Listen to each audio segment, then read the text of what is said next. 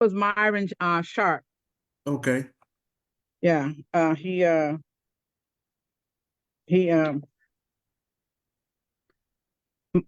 I guess that he didn't have the link to get on, so he had Okay. called me to see if I had the link for the Facebook. So it was Myron Sharp. So I told him just to go ahead and get on Facebook, unless I don't think I have his email address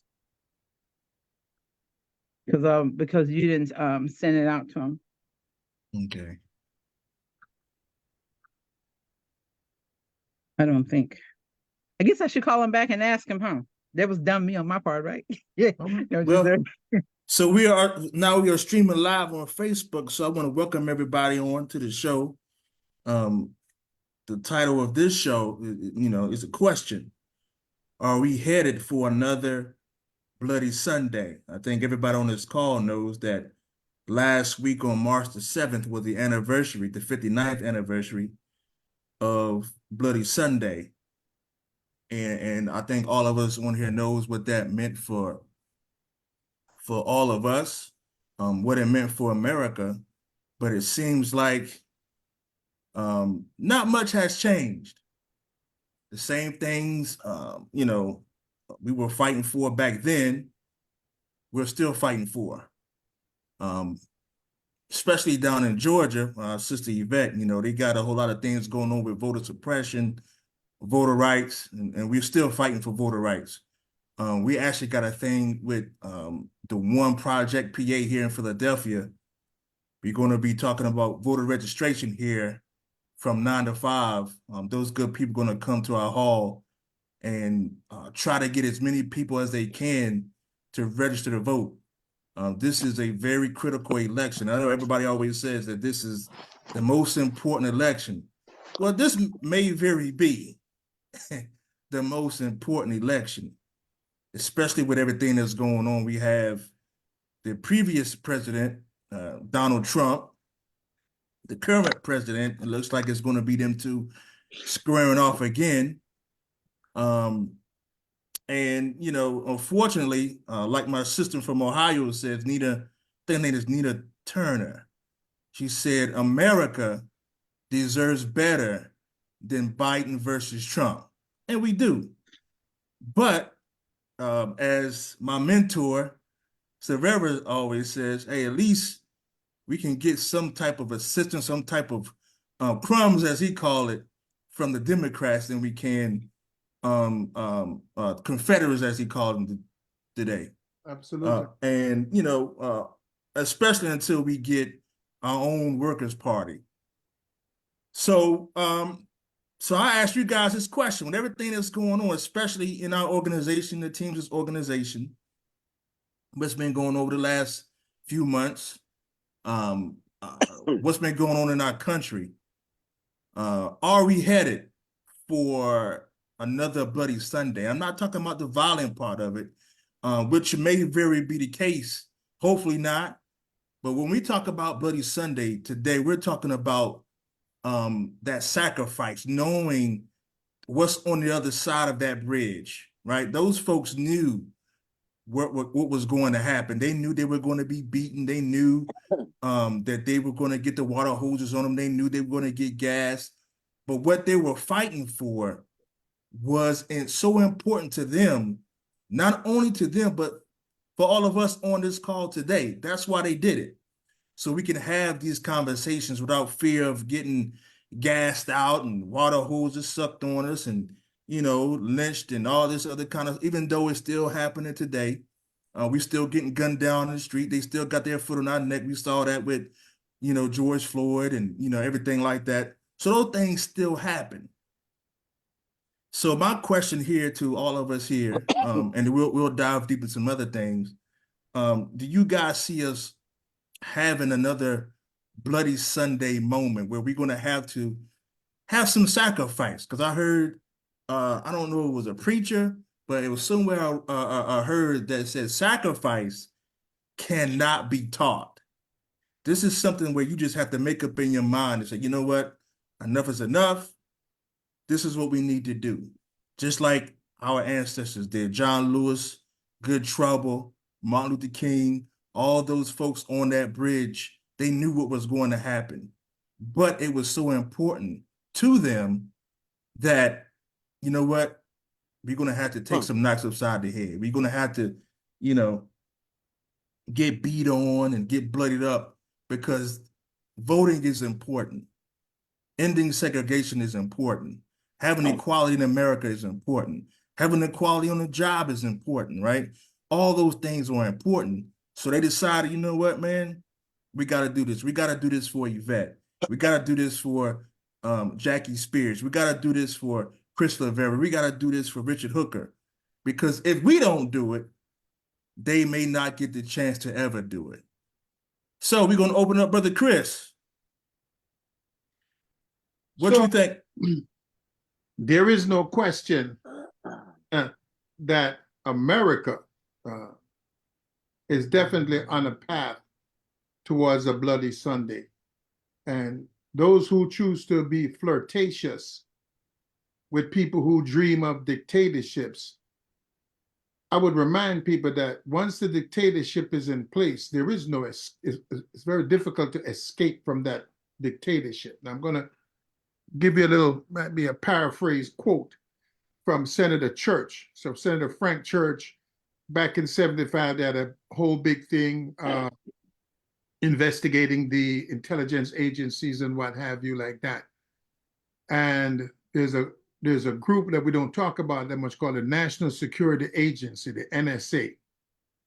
And in 1975, there was no cell phones, no smartphones, no internet, no TikTok, no Instagram, no Facebook, none of these things. There's a landline. And if you didn't catch that landline call, you were in deep trouble. Best as you could do, get a, what they call that thing, beeper. Right. And the only people that had beepers back then was mostly doctors.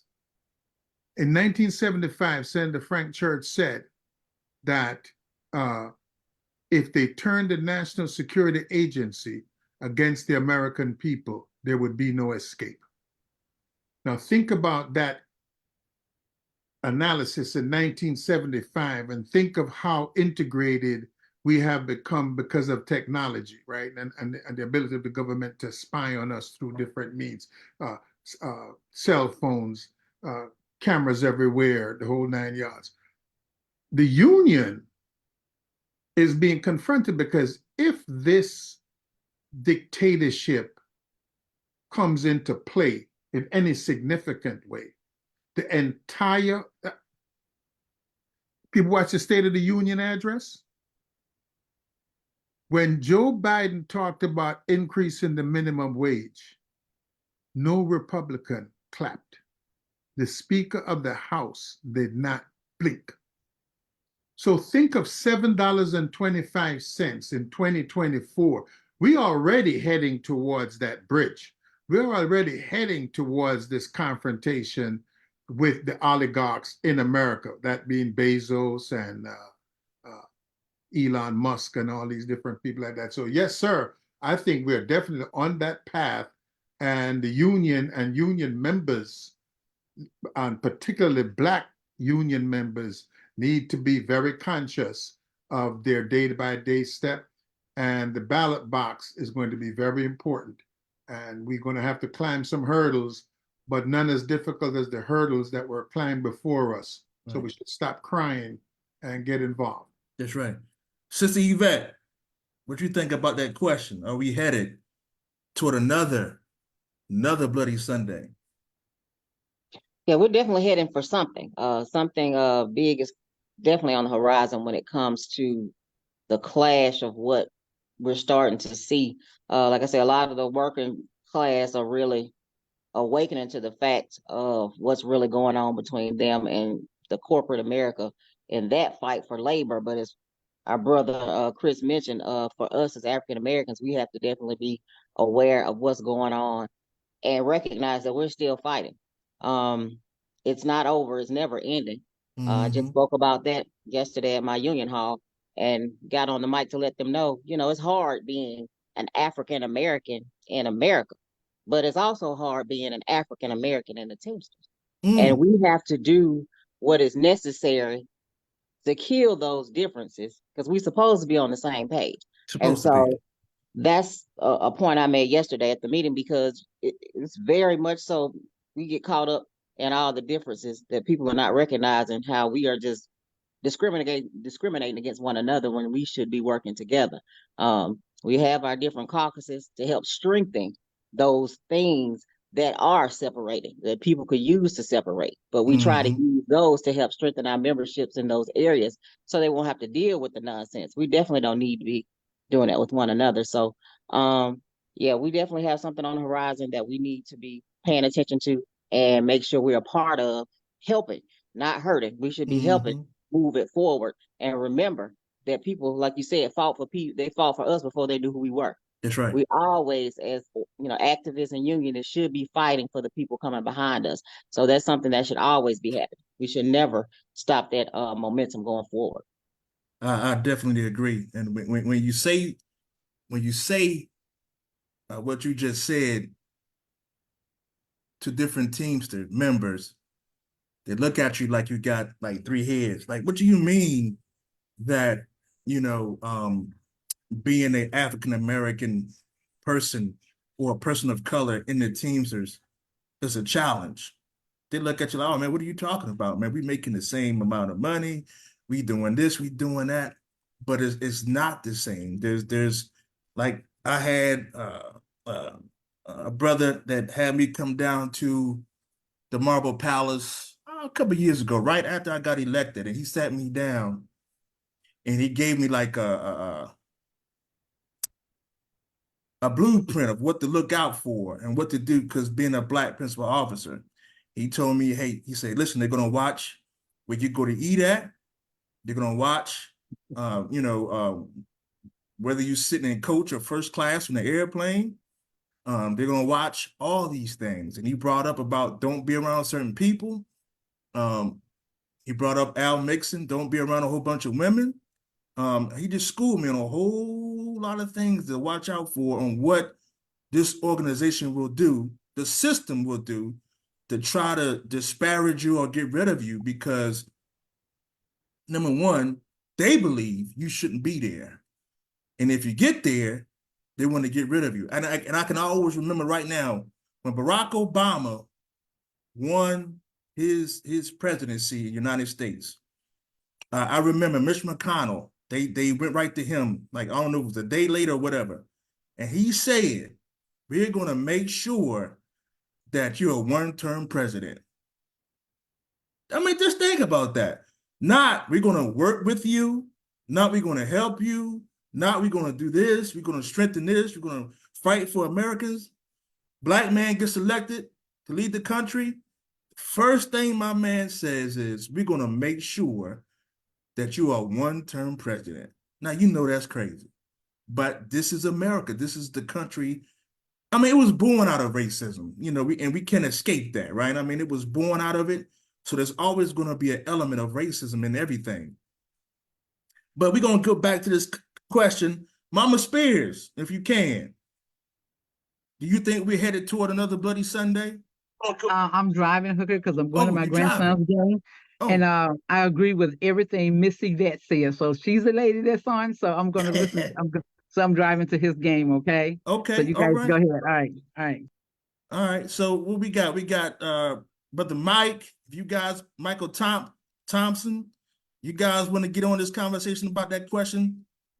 Yeah, kind of similar in the same thing. I think we're already in that fight, brother. It's blood spilling everywhere, especially at Yeah, UPS, man. You see what yeah. they doing to us there? I know, I I mean, they know. said that they were going to get all their money back from this contract we just had in the first quarter. Guess what they doing?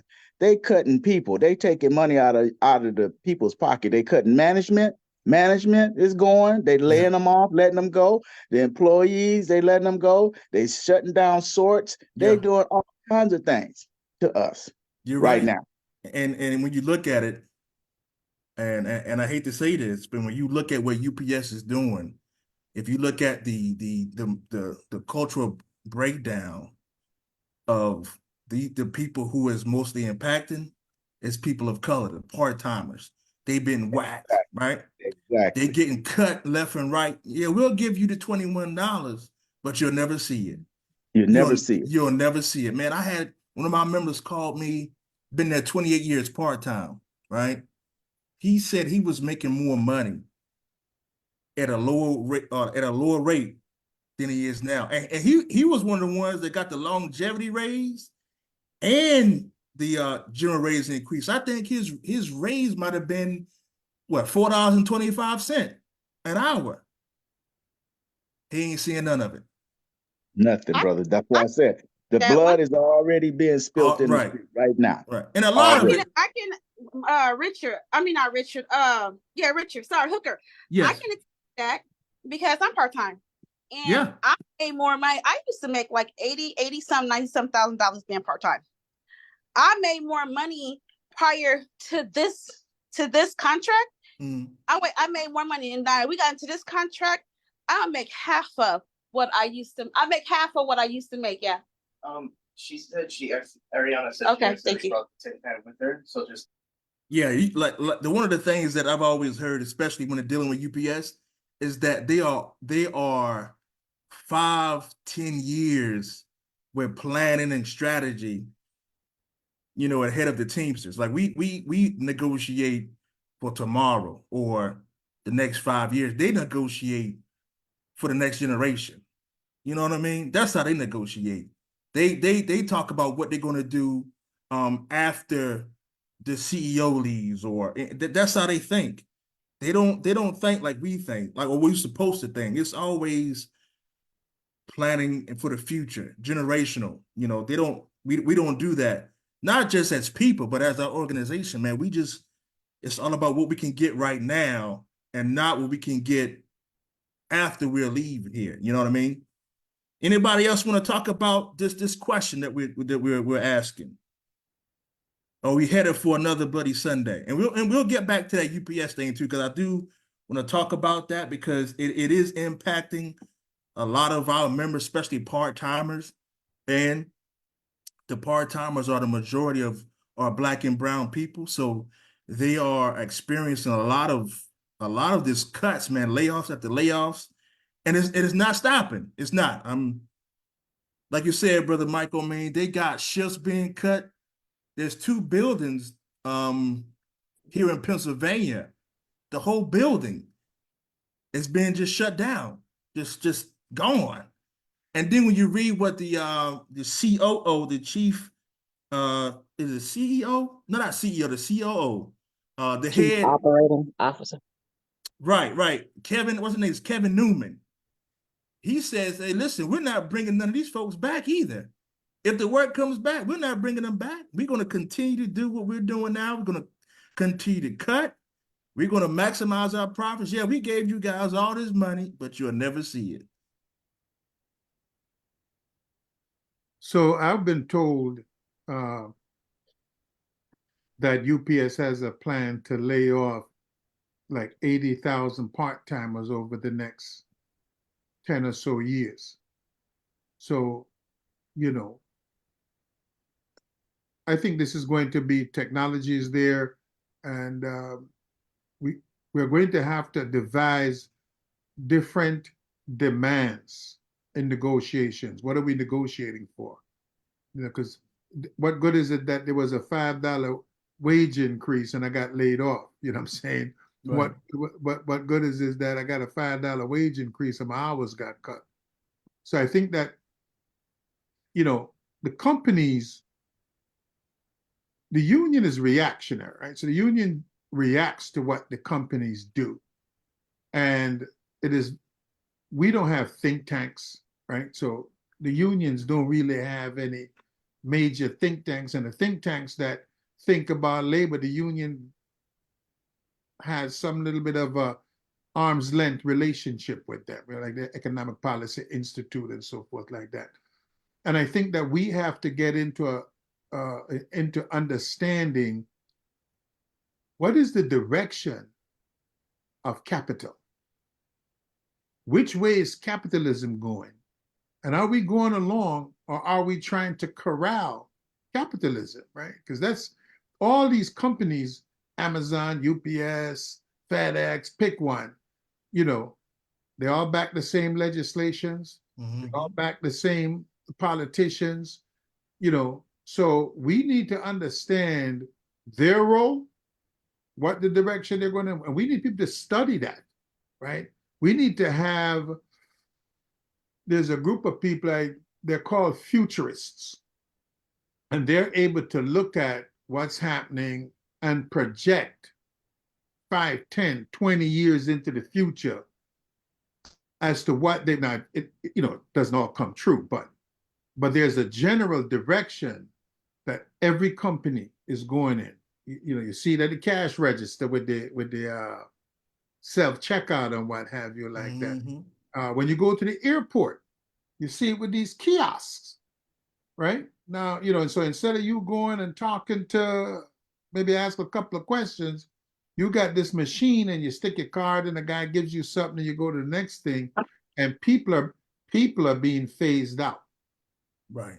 And I think that labor has to tackle and begin to understand it in a deeper way than we do now, and start to go about how do we organize, how do we protect our membership, and what's the way forward. So, one of these airplanes, I think it's the 777, actually can take off and land by itself, does not need a pilot. However, the pilot is there simply to comfort the passengers, because the passengers would be alarmed that yeah. computer was going to take me from New York to California safely. But, between takeoff and landing, the pilot does almost nothing. The computer drives the entire airplane. So we have to understand that, and then how do we react? What direction? And those are things that you have to get in front of. You can't react to it, because when you're reacting to it, it meant it happened already. Right. So we have to do some different modeling of what next generation contracts look like. Yeah, we got to be proactive. That's the main thing. We can't be just so reactive to what the companies are doing. And you said something I want to piggyback off. You talked about Amazon and who they, vote for, or who they give their money to. Same as UPS and the Walmarts, right? And I know a couple of weeks ago when we did a show, a lot was said, and it should be said about the Teamsters and their donation to the Confederates, as you call them, right? That's what they are. And we talked about what the CEOs and who they give their money to. It's the same people who want to take away your pension, the same people who want to introduce, national right to work, the same people who want to keep, the federal minimum wage at $7.25. The same people who don't want our sisters to have a say in what goes on with their bodies, and these corporations, they have no respect for what we do as labor. And so when we give them our money, what are we saying? Like when we offer this person, a platform in our building, what are we saying? Are we saying that we're okay with national right to work? Are we saying that we're okay with, our pensions being going away? Are we saying that we don't care about how, the voice of our sisters, right? That's what we're saying, and we can't say that as labor. We have to be on the side of our members at all times, right? I said something to one of my staff, and to one of let me just say, not on the side of our members, on the side of the entire class. The working class, right? Yeah, we have to be. And I said this to one of my members, that corporations and billionaires, they can afford to play both sides, right? They can give their money to the Democrats, they can give their money to whoever. Labor can't play both sides. We have to be on the side of the people who wants to keep our pensions, who wants to keep our health care, who wants to keep, our women having the right to choose and all these things, right? The moment that we start playing both sides, then we're no better than the corporations. We're no better than the employers, right?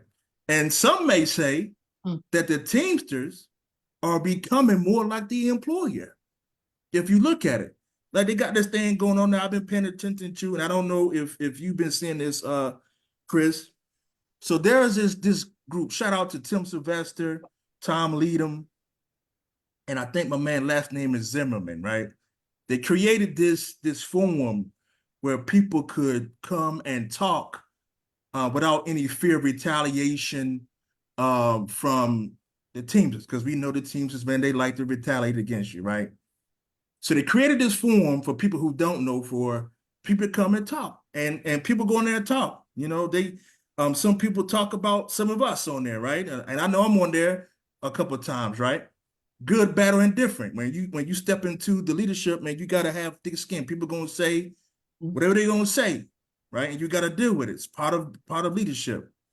So they created this forum because, again, it seems like when you speak out, the big bad wolf comes down to try to, shut you up.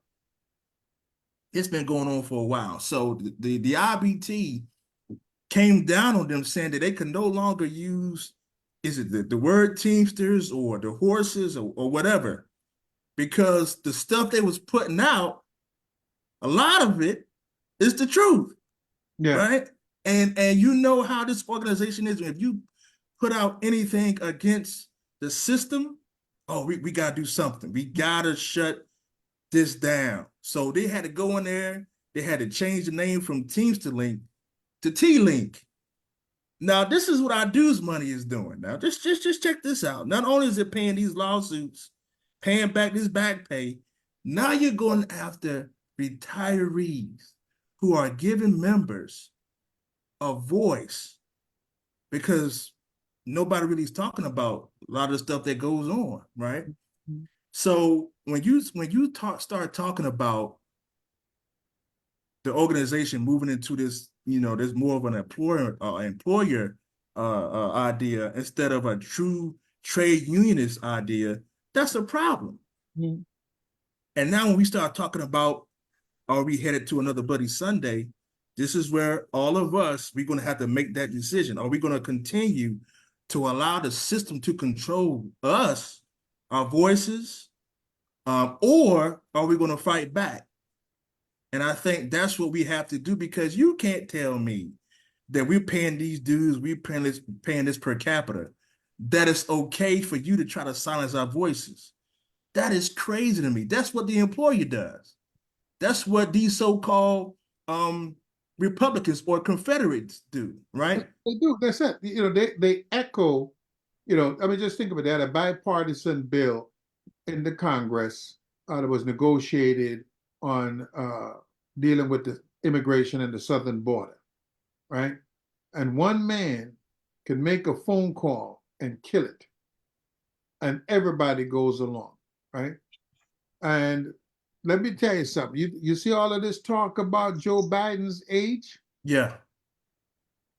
The only reason that this discussion is taking place is because behind Joe Biden is a Black woman named Kamala Harris.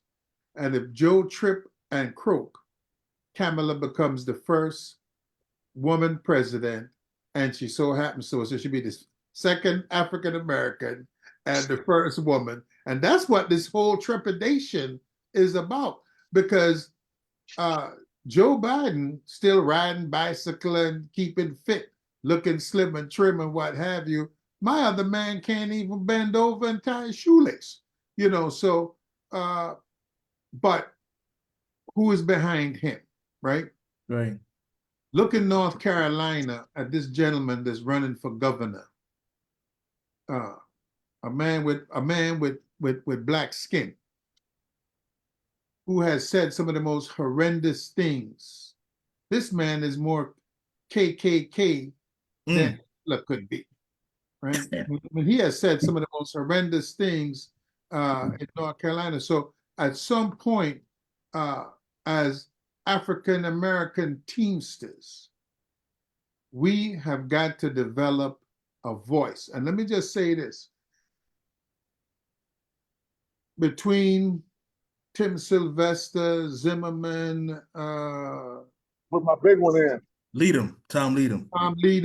That's why I put it in. You talking about probably over 100 years of Teamster membership. Yeah. Right? Yeah. And I think that if we really thought about the things we should battle around, right? Yeah, that shouldn't be one of them. You can't do that. Hey, listen. I tell people, for me to learn, I have to be critiqued, Yeah. right? Because you can't learn if nobody's coming and criticizing. Oh man, hey man, you everywhere you go, you late. You're coming and you're unprepared. Somebody has to critique you, or you think everything is a-okay and what you're doing is a-okay. So I don't really have, if the critique is a constructive critique to which you could look and go, wow, they got a Right. point. If the person's just ripping you to shreds, that's another thing. But without offering the solution. Hey, Chris, you need to get up earlier. Hey, Chris, you need to fix your car so you don't break down all the time. You know what I'm saying? Right. There has to be a different conversation. So I really I'm saddened that we had to call up some big time lawyer. God knows what we paid him for them to attempt to silence the membership. Is ridiculous. Yeah, and that again, I just don't understand. Like, where are we going with this? We're spending, you're buying these high-priced lawyers to shut down people's voices, man, and that's the part that bothers me the most. Like you said, if the critique is the truth, then it's the truth. Now, somebody just going up there just to saying whatever, that's something different. But again, they have their right to. This is America. It's free speech, right? You're spending money taking away people's free speech. That's something that an employer would do, or in another country where they practice that kind of stuff. Well, if you're going down to Mar-a-Lago, right? If you're making that trip, like I said, everybody that made that trip, nobody has made that trip standing up, right? Everybody that made that trip was on their knees, bent over, right? Mm. And that goes from the former Speaker of the House to the current Speaker of the House to, pick a congressperson, a senator. I mean, when you look at an organization that says that they know that this man is not good for the country, but we endorse him anyway, that ain't Chris. And they understand what is at stake here. So they fear. See, as long as Democrats win, nothing is going to happen to them, right? So they fear what happens if Trump wins, right? Because he has already told America that he is out for all kind of vengeance against the media and what.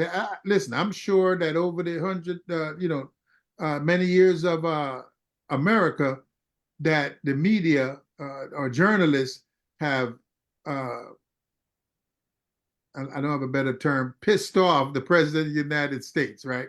And that the president wanted to choke that reporter, right? But it's a feeling. And it's like, oh man, this guy's getting on my nerves. I wish I could put my behind in his foot or my foot in his behind, you know what I'm saying? Right.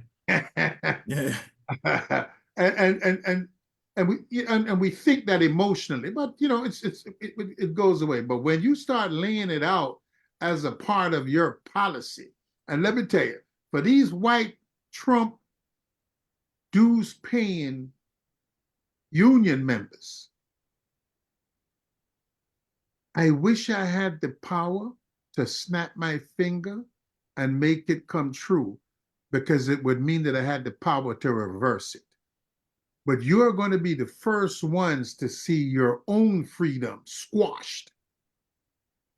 And they're going to go and take your guns. You think that Trump is going to leave you, or that dictator is going to leave you with all that firepower against its army? You better wake up. You better wake up. Brother Ronald, go ahead, brother. Yes, sir. I'm actually in a meeting and they're waiting on me. I just wanted to say, I've been seeing this link that Brother Michael Thomas has been putting out. This is my first one. and this is the group I need to be in. I love Okay. everything you guys are talking about. Real fast, Curb made me the media director. So we're revamping the website, and everything you guys are talking about needs to be out there. We need more people engaged, and I will be connecting with you guys so Okay. that we can start putting this together, man. This is the stuff we need to talk about. Because we in the Absolutely. battle, and this Yeah. younger generation doesn't understand it, and some older people are just kind of letting it be what it is. We cannot do that. So I just want to let everybody know that I'm 100% on board with what I'm hearing, and whoever I need to connect with so that we can start pushing these agendas. Oh, we got to. All right, brother. Hey, listen, you got my, I don't know if you got a pen or anything to write down with.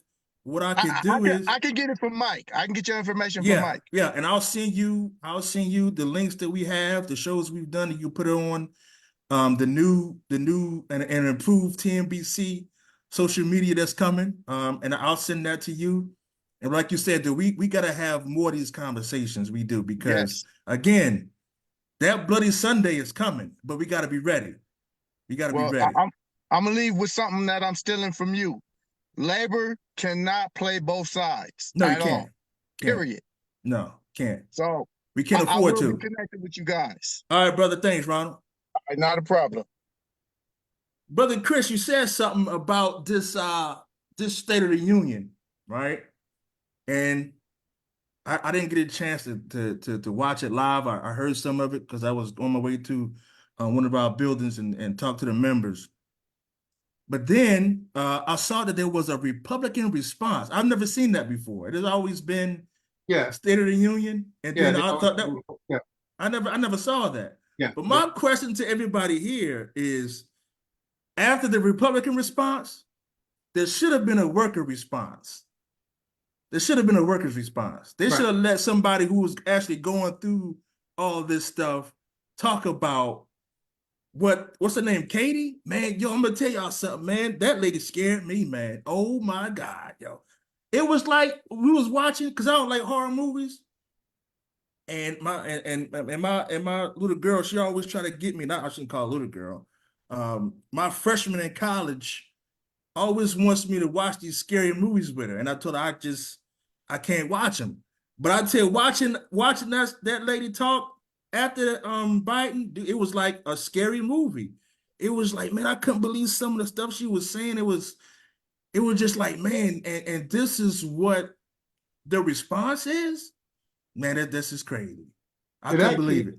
It actually wasn't even a response, right? It was, they get the speech ahead of time, and you're really supposed to read through the hour-long speech and then critique from, the Confederate perspective, But what it says is that the people in Alabama are failing the country by electing two flipping idiots, right? One being that woman right there, and the other one being dopey Tommy Dumervil, right?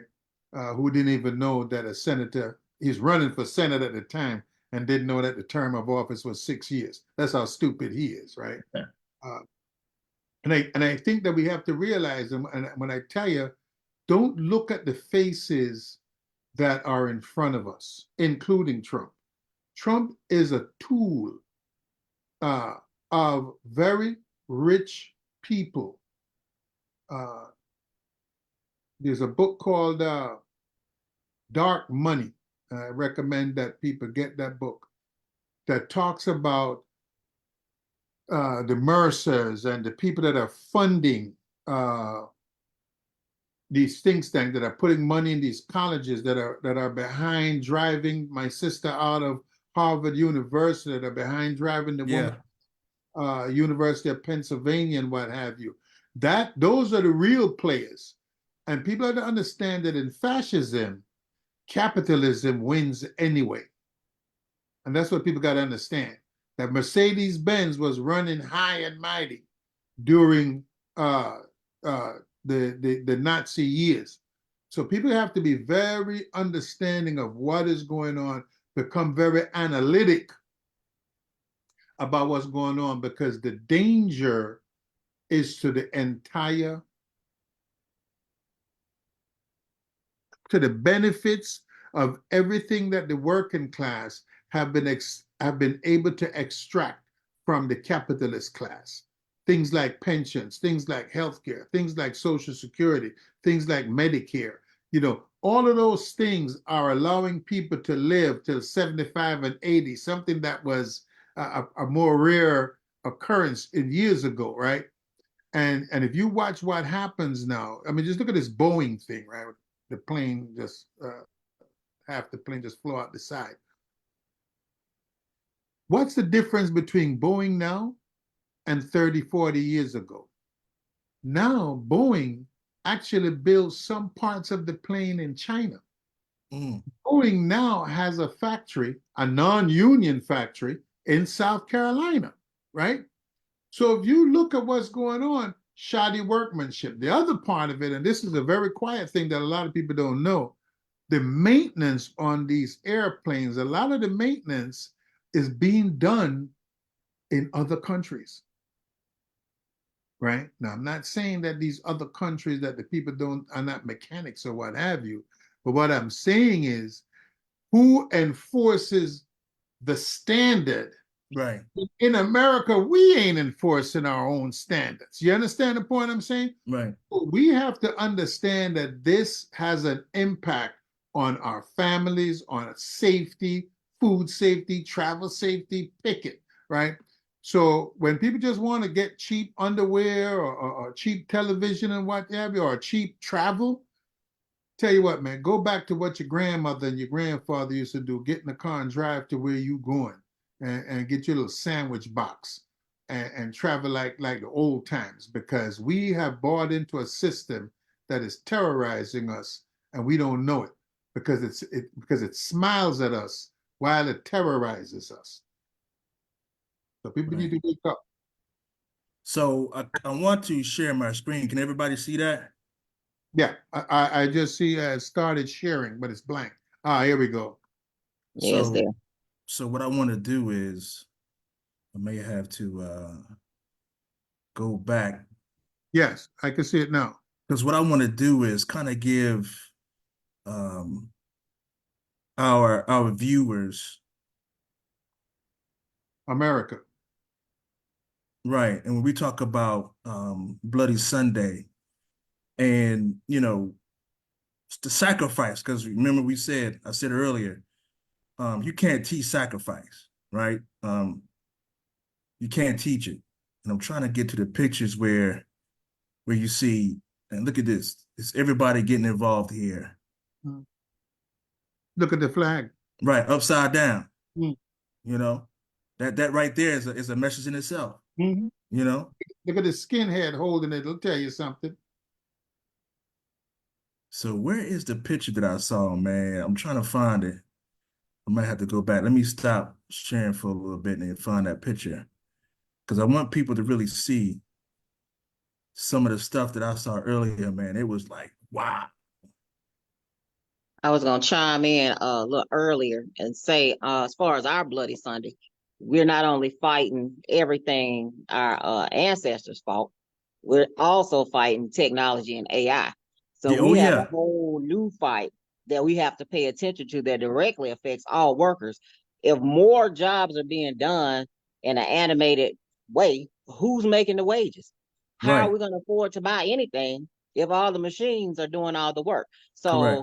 It's kind of like, what are these corporations thinking? They always thinking about their bottom line, but who's going to buy your product if we don't have jobs? Like, how is this going to continue? What's the bigger picture? What are we looking at?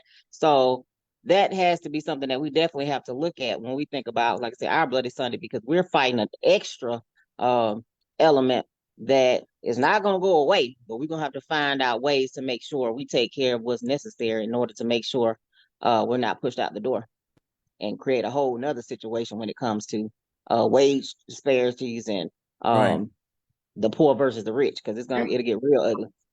Malcolm, in the 60s, Malcolm said that the final confrontation would be between the oppressor and the oppressed, not black and white. It was very specific, not black and white. Right. And the oppressed. So one of the things that we have to understand, this is what I'm saying, that we are not doing the analytics study. So the time we waste chasing down Zimmerman right, Sylvester and Leader. Right. You know what I'm saying? Listen, Teamsters been crying through TDU and every other thing. And you know what? At the end of the day, you got to get up and run for office. Right? So when you have a situation, Chris Silvera, you think, I'm not packing my bags and leaving. I tell my members to their face straight up, you want me out of here? You got to vote me out of here.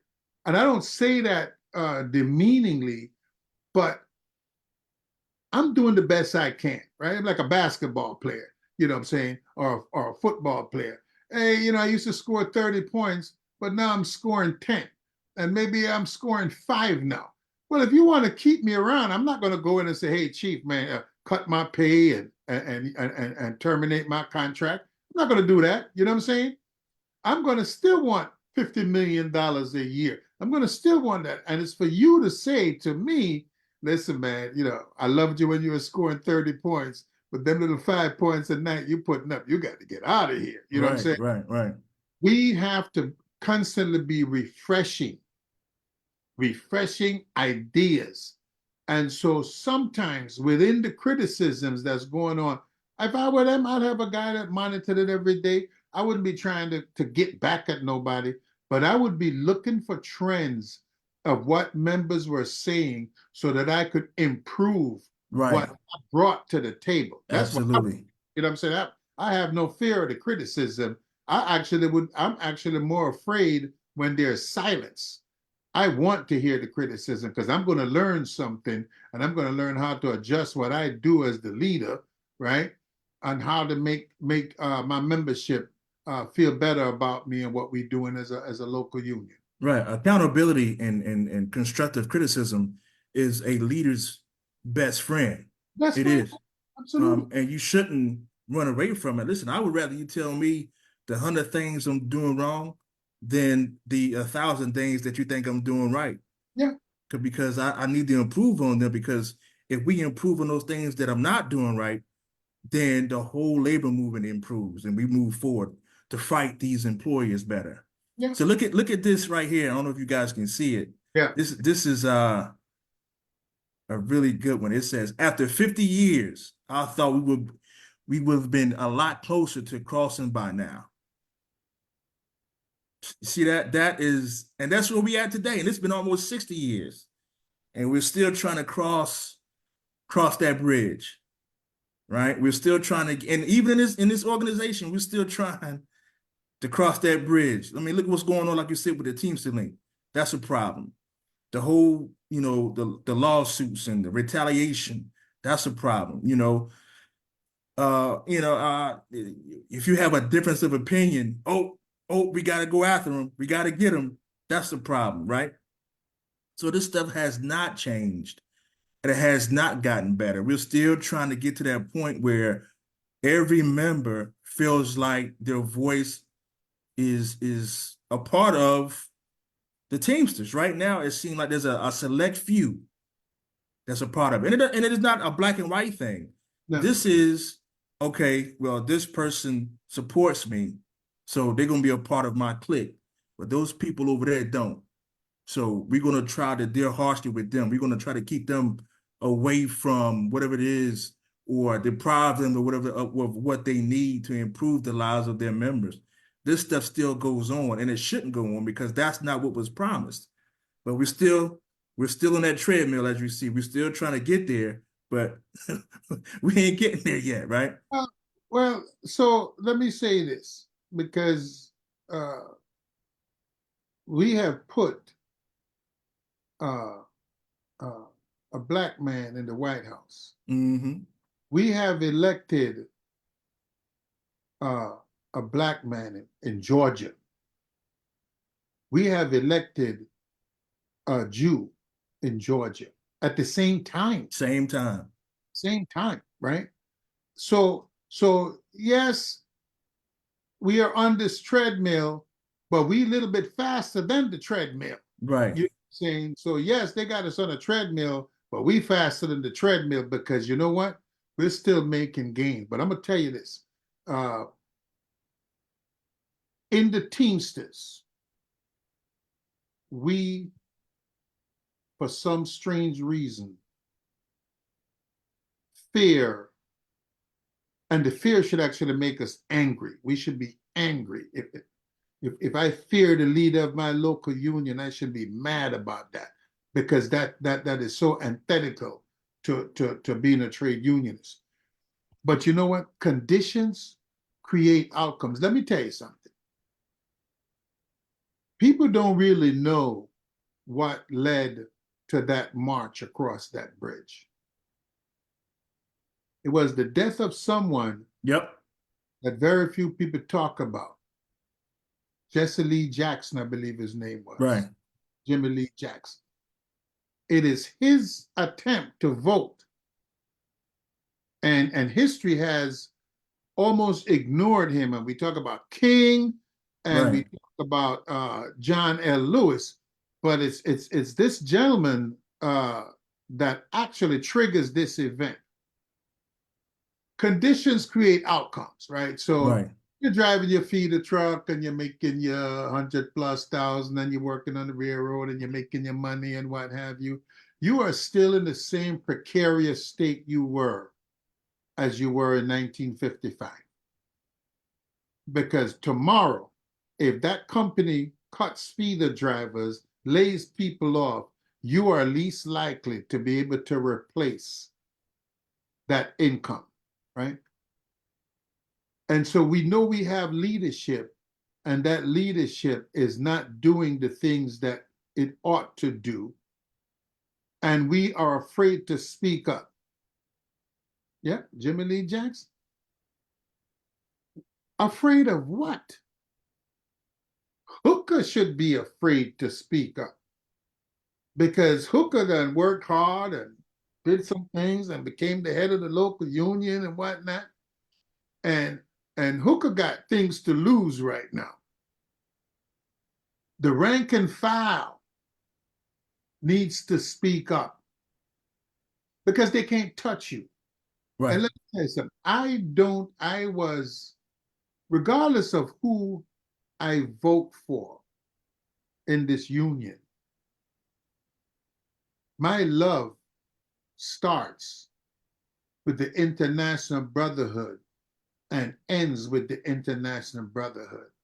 I vote for who I feel like, and when that's over, I have the maximum respect for whomever the members Mm-hmm. have determined they want to lead the organization, whether I agree or disagree. So I don't have no personal hang up.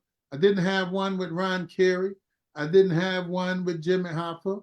And I don't have one with General President O'Brien, right? I deal with issues and what direction we go in as a class, right? As trying to, because I wanted to do two things. Because earlier today, well, maybe let me go backwards. So I think earlier this week, or maybe it was last week, they got an agreement with Anheuser-Busch.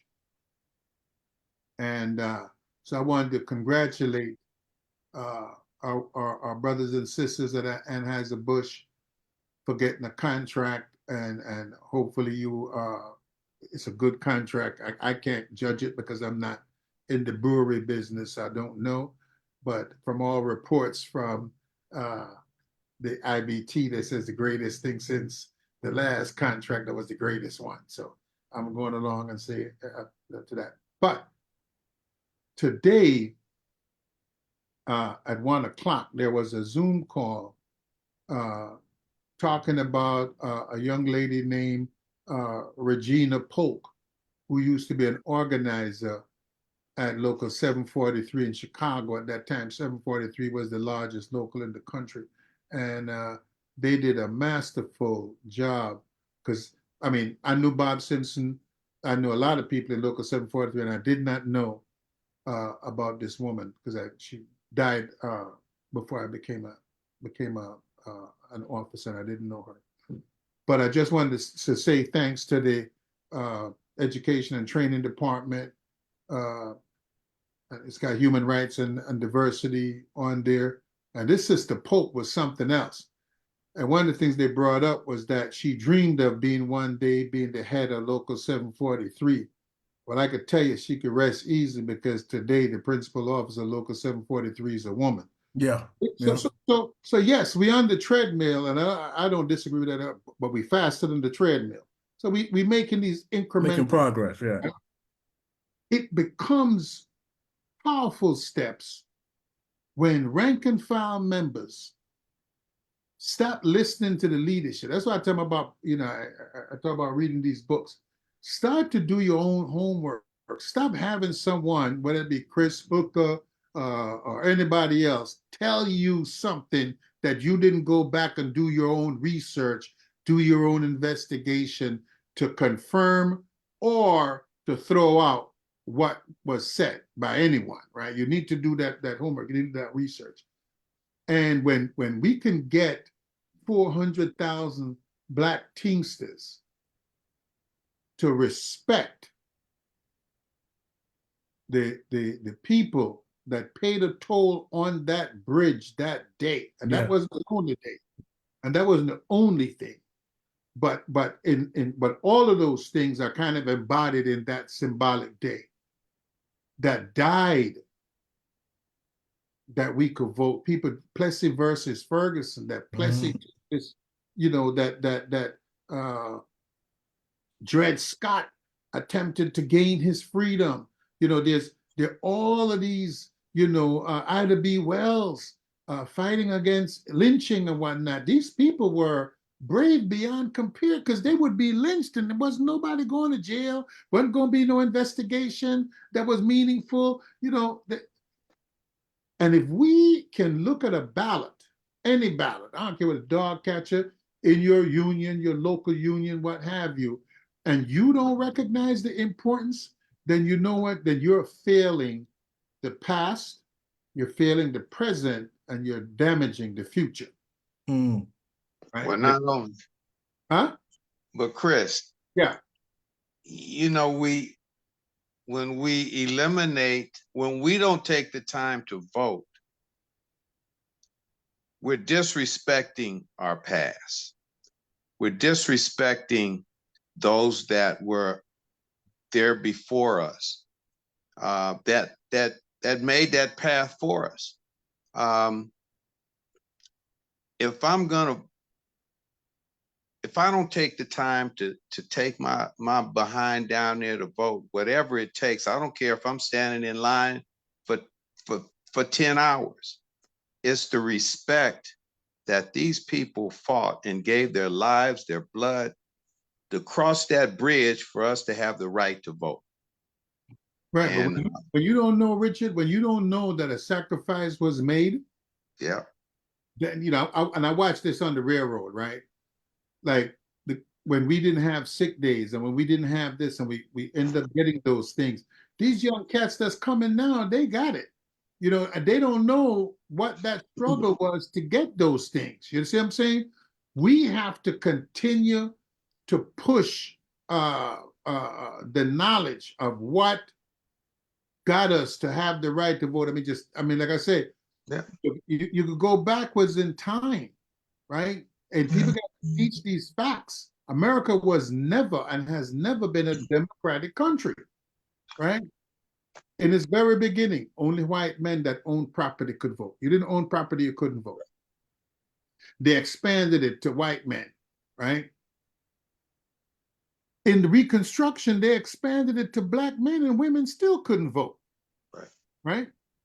When Harriet Tubman and them was going along with Susan B. Anthony and all these people fighting for women's suffrage, when women got the right to vote, they didn't bring up those Black women were left behind.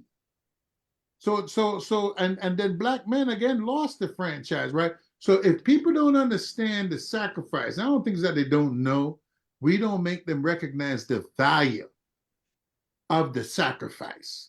You understand what I'm saying?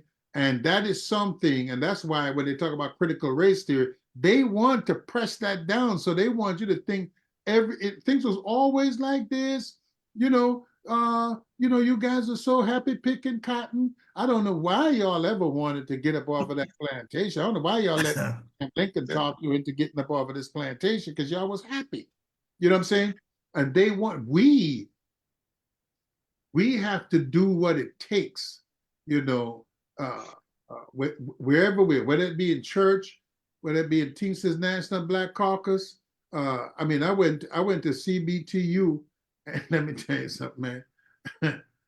I was so disappointed in what I witnessed there. They had a lot of things going on, but none of them that was driving home certain points. You know what I'm saying? And this is the problem that we have as a people, right? Where we talk about Martin Luther King and we talk about the beneficiaries of the march, right? Martin Luther King, John Lewis, but we forget Jimmy Lee. Yeah. Mhm. Yes. You understand the point I'm saying? But to eliminate history, it's been practiced throughout history. Eliminate the knowledge or the what we've invented. You know, they had a plan. They knew that if we eliminated everything that they would be proud of, they have nothing to fight for. So how many of us have talked to young people and they say, well, I don't expect to live past my 20s? Because they know nothing about, nothing to be proud of. They have nothing to be proud of because what they see is a movie and not reality. 50 years of UPS, I've experienced it. I've seen the changes. I've watched those changes come. I've made some of those changes possible. One, for instance, back in the day, when you left part-time to go full-time and you didn't make full-time, and there was mostly just driving jobs, you lost your job. You'd have in my case, I had 3 years with UPS at the time, went full-time. They didn't train me as far as driving was concerned, the paperwork. I was terminated within the 30 days. Said I wasn't good enough to be a driver, wasn't quick enough. I fought it under improper training. At the time, the local didn't want to help me. The local actually used that as a tool with the company to eliminate those people that were problem childs, you know, that they neither one wanted, but they started losing people that they did want to keep. But their attitude was, well, they're replaceable. You know, we can replace them, as no matter, you know, no big thing. But anyway, what changed, what came about with that change nowadays, I got my job back, but I had to do it myself. I had to speak to the regional manager at that time, which carried a lot of weight. When I came back, I proved them wrong, proved that I was improperly trained. I became the top utility driver in the district, production-wise. That brought about a change. I argued the point that we should never be terminated if we've already been employed. So they went back, made a correction, and now if you don't make it as a full-time employee, you go back to your old position and you have another chance to do it again 6 months later. But that took place, but that took a fight. You know, if we're not brave enough to fight now, then we fail our future. We fail our children. We fail our grandchildren. And damn it, I'm here for the Bloody Sundays. Yeah, but So, you're proving my point, Richard, yeah. which is that you did something, right? How many people, when they failed the 30 days, just walked away and, you know, Right. Quite a few. Do something. Hooker had to do something. Chris Silvera had to do something, right? Eric Tate had to do something. Steve Sorrell had to do something. James Jones had to do something. Jackie Spears and her local had to do something. Yvette had to do something. you have to do something. Yeah, And yeah, so you that, have to. let me tell you that living past 20, let me tell you something, man. You live on the west side of Chicago. Yeah. There was that time, man, when that was real, right? Where if you made it to 25, man, you was already an old man, right? Yeah. We are waiting for the city of Chicago or the state of Illinois to fix this problem. Every guy that's in a gang has a parent, parents, but sometimes only one is active, right? They have a community. We're waiting for the very thing that wants to destroy us to fix it. Yeah. Why would I want to keep you oppressed. Why would I fix it? Mhm. So, DeSantis and Trump and pick a Confederate, they are now overtly saying, we want to oppress you. We want to push you back. The guy in North Carolina said he wants to push women back to when they couldn't vote. Right. This is a person with black skin. Yeah. I don't call him a black man. Well, Just black skin. Right. exactly. Because Just he's echoing what the Confederates want. When they tell you they want back to yesteryear, let me tell you, man, once you start going backwards, if you ever slip down something and start going backwards, it's hard to stop. It's hard to go forward. It's easy to slide backwards. And America, and I'm not talking about our children, Mm-hmm. right? Our children are going to pay a toll. Right? Yes, sir. And our children are not like us and the generation before that kind of knew what it was to have segregated this and segregated that. So they're going to be totally confused. I ain't leaving like that, right? And I need my union to push forward. And if they can't push forward, then they got to get the hell out the way so we can push forward. Right. I ain't about to let some guy that thinks going to Mar-a-Lago gets the labor movement something. I ain't about to let him think he correct. Not for a millisecond. That's right. Right? Because I know, and every black person knows, right? Go to a Tim Scott rally and see how many black people you see there. Go to the guy down in Florida, the congressman in Florida, and see how many black people you see at his rally. He ain't appealing to us. Yeah. He's appealing to white supremacy. And they will accept us if we agree that white supremacy is okay. Yeah. Right? So you could be on a football team. You just ain't the coach and you ain't the quarterback, and damn sure don't think about owning nothing. Yeah. So we have to become, the richer teams. I'm not going to allow you to fire me. I've been working here 3 years. What the hell are you talking about? You understand what I'm saying? You have to be willing individually. Dr. King taught us stuff. I don't need Dr. King to come back. I don't need Malcolm to come back. I don't need Elijah Muhammad to come back. I don't need Marcus Garvey to come back. They have left enough bodies of work here. Yeah. Wells, they have left enough bodies of work here. Rosa Parks, they have left enough bodies of work here for us to be able to know what we got to do. Yep. And we need to grab hold of it and run with it and we continue to run. That's right. Right. I was just about to ask that, Chris, and you kind of mentioned it, you and Brother Teams.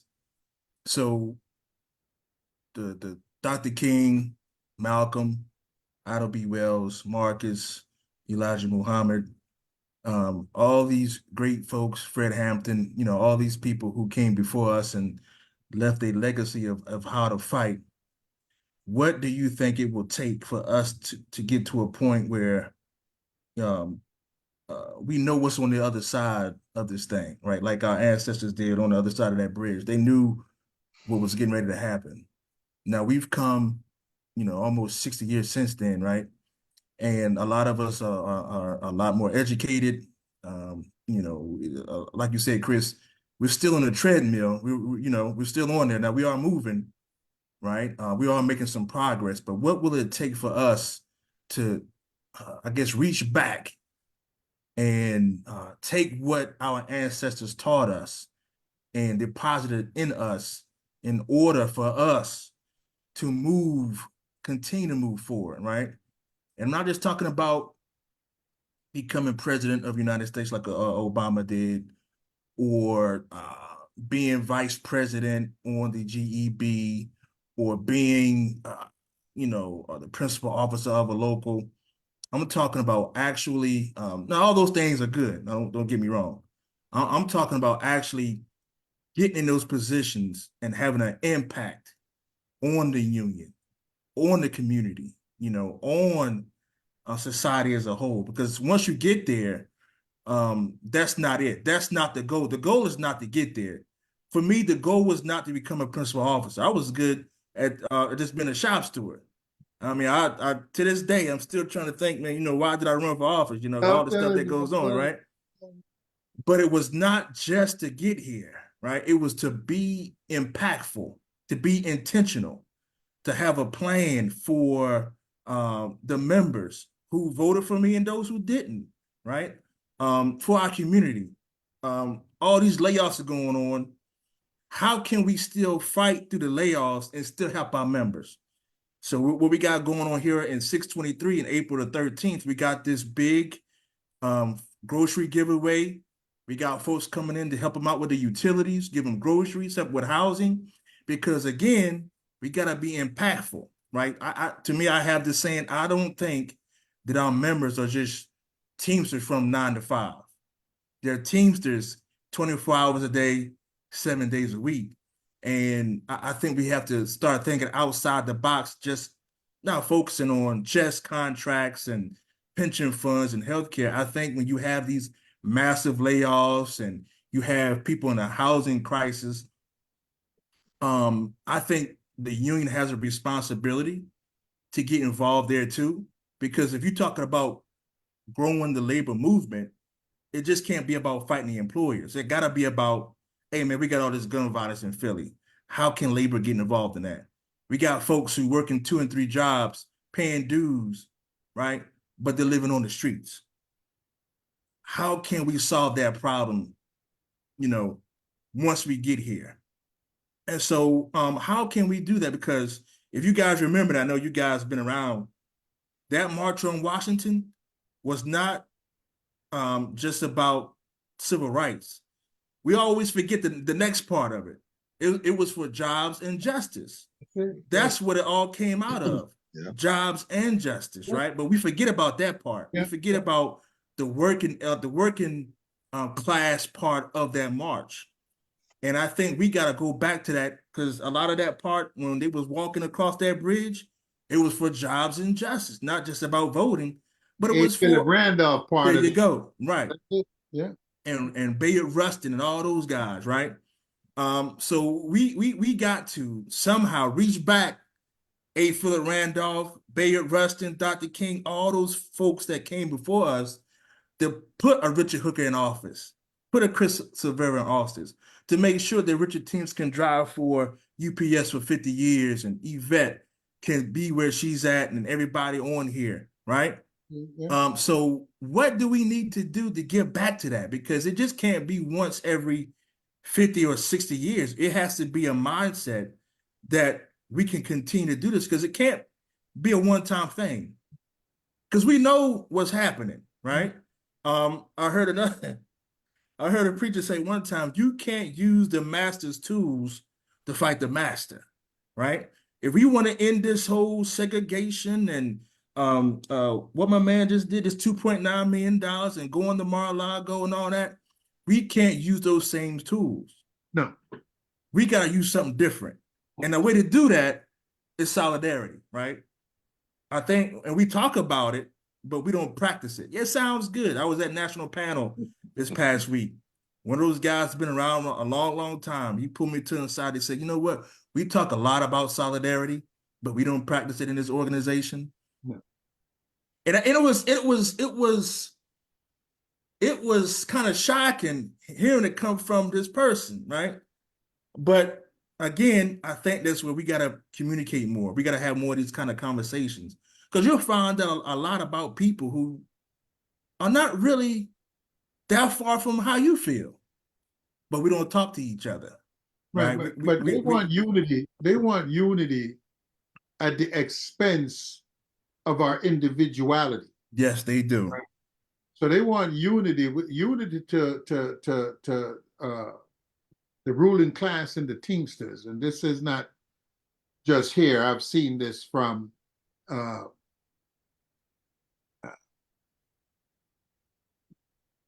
less Jackie Presser, but Billy McCarthy, Ron Carey, Jimmy, and now. They want you to bow to their ideology. Yeah. And so if you come with anything other than what they dreamt up, you are the enemy, right? So they don't want unity of purpose, right? And so this is where, and but let me just say this, because the Teamsters, DNBC has to start to build national and international relationships, right? So back in Chicago, we had trade unionists from as far away as South Africa, the Caribbean, right? And we had them come and talk, because a lot of times we think unions only live in America, right? That nobody else has them. And we have to build those relationships on the African continent, you know, in Europe and Asia. You know, in the 50s, there one of these other thing called the non-aligned movement. We have to create a non-aligned movement within the Teamsters, right? We got to reach out to our brothers of like mind. That's it. That's it. So you could be of the same color, not of the same mind, right? That's right. Brothers and sisters of the same mind. And I don't care, Latino, Latinx, LGBT, I don't care what you are. If you're of the same mind and in a struggle for the betterment of the working class, that's it. Then we can have solidarity, right? You know, I don't care what you do when you go home. I hope you don't care what I do when I go home. You know what I'm saying? So I want to see us having an integrated relationship with our communities. That's it. Where when, you know, I got to tell people when everybody got excited about George Floyd, I says, yo, did you get mad for Sean Bell? You know, people forget all of these other killings that took place. You know what I'm saying? I get mad, you know, because Richard, one of the things that you're doing when you're talking about, and both Richards, as a matter of fact, you guys are focused on gun violence. And gun violence is not just the police killing Black people. It's Black folks killing Black folks. And we have to get in here when they're 2 years old and 3 years old, and we have to provide the community that says, hey, listen, after school, let's get an after school program going that keeps these kids off the street, that keep them in some kind of situation where they have coaches, where they have teachers, where they have some supplemental, you know, there's single mothers working 2 jobs. Mm-hmm. You know what I'm saying? She ain't working 2 jobs because she wants to, you know what I'm saying? But I'm making $15 an hour living in Atlanta, and I got to pay that rent right there. You know what I'm saying? So we need to have supplemental organizations to help those parents who need help. Hey, bring your kids back. They'll come here after school. You know, the bus will drop them off here, and we'll hold them till 7 o'clock till you get one of you guys get home. You know, come and pick them up and what have you like that. And we'll make sure they do their homework. we'll give them, and we'll give them, you know, athletic thing, and we'll teach them how to play the musical instruments and whatnot. We have the wherewithal to do this as a community. Mm-hmm. You know, but Mayor so-and-so, Mayor so-and-so ain't thinking about you. Mayor so-and-so trying to become governor so-and-so, governor so-and-so trying to become president so-and-so. You know what I'm saying? All of this is just talk. We live here. Mm-hmm. You know what I'm saying? We grew up here. We saw this.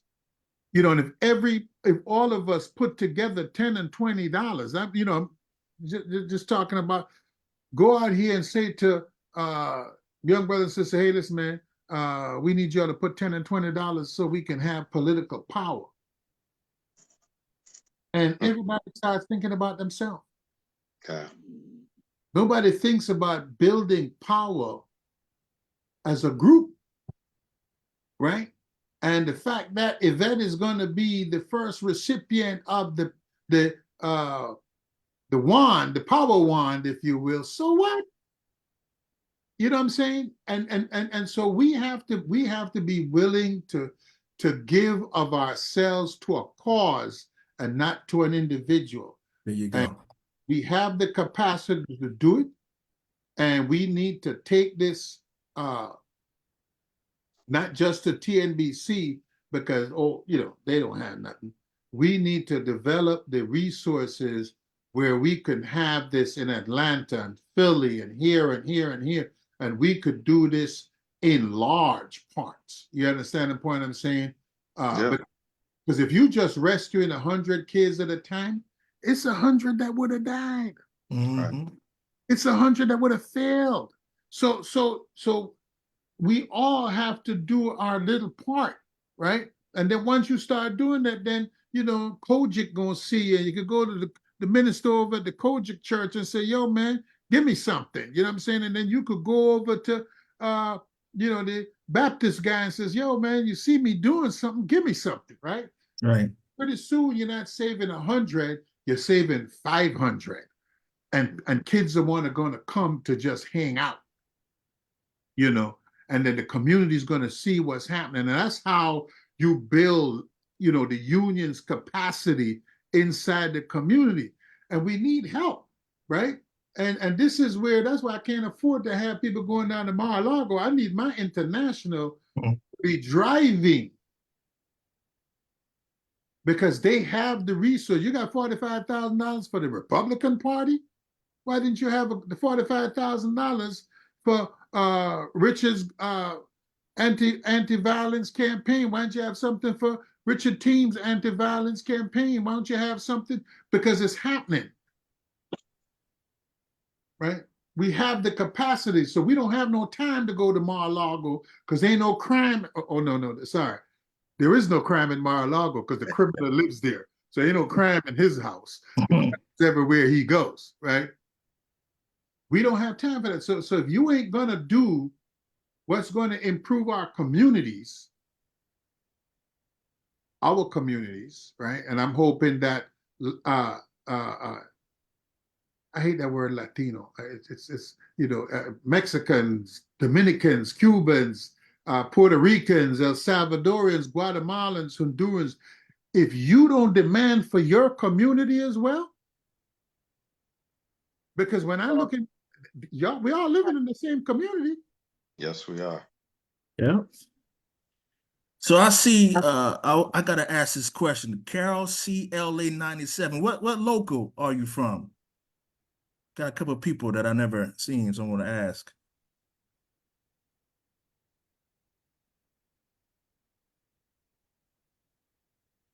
What about iPhone 173? What local you from?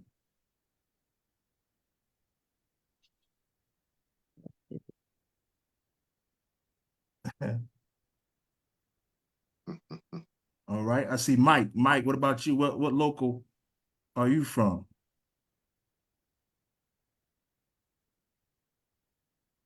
All right, I'm gonna ask to unmute. Let's see. You So know, we got- this is pretty sad. You got all these people on here and nobody is commenting. Then we What's up got with that? Kia. Malachi, He was huh? local 2010. I 2010, mean, okay, 2010, local, 572, I think 542. Let me, 542. let me just say this. Kia, California 952. Two. All That's right, right, Kia. all I'm right, sorry. That's all right. There right. we go. 952. There we go. You know, because, but could I just say this, for those who may have to report back to someone? Don't just go back and say nothing. Just take a copy of this Zoom call and carry it back in whole so that they can accurately see what we have discussing right here. Because I think some of y'all take back misinformation on purpose because you're trying to uphold white supremacy as well. Because if you got iPhone 173 and you can't identify yourself, and Samsung SM-A136U and you can't identify it, Hold on, stop right there. Samsung is mine. That's Jackie. that's you? Yes, So it is. you in two different places? Yes, I am. Check it out. I'm driving and got my Okay, all iPhone. right, all right. So that So- can't be you. That can't be you. You can't. You ain't got two phones going. All right, you got one phone. Unless I think she got the tablet and the phone. Oh, you got the Thank you, tablet and the phone. thank you, Hooker. Thank you. Oh, okay. Thank you. Sorry. Yeah, keep on. I want you to keep on saying sorry, okay? Because you've been saying sorry for a long time. Well, you know, If you never technology ain't my thing. So, you know, just saying, we understand that some people come to Right. spy Right. and so forth like that. And I just want them to take back the information accurately. Right. That's true. I wanted to hop in and personally thank Brother Teams. I think we need more of those stories on how we got some of the things that we do have. Yeah. Exactly. Because you don't realize how many jobs you have saved just by Yeah. fighting for yours. Right. And that's That's like massive. That's huge. That's humongous. As a steward, I'm thankful that we have that because we're at a super retaliatory company. So they'll try to, Oh, keep yeah. you from making your 30 days. They would love if we could have just got fired still to this day. Yeah. But I Right. thank you so much for that because people don't realize it takes workers to make change. We had an issue back before the 2013 contract where we found out all our members were not acquiring a pension because in Georgia at our Albany location at the airport, they don't have a guarantee.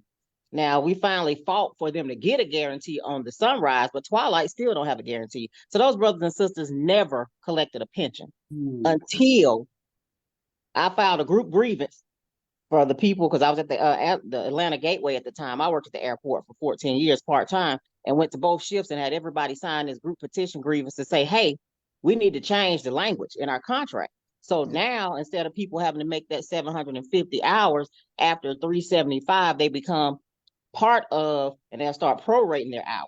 Okay. But stuff Awesome. like that needs to be told because You're that, right. like I would never imagine people working for UPS not having a pension.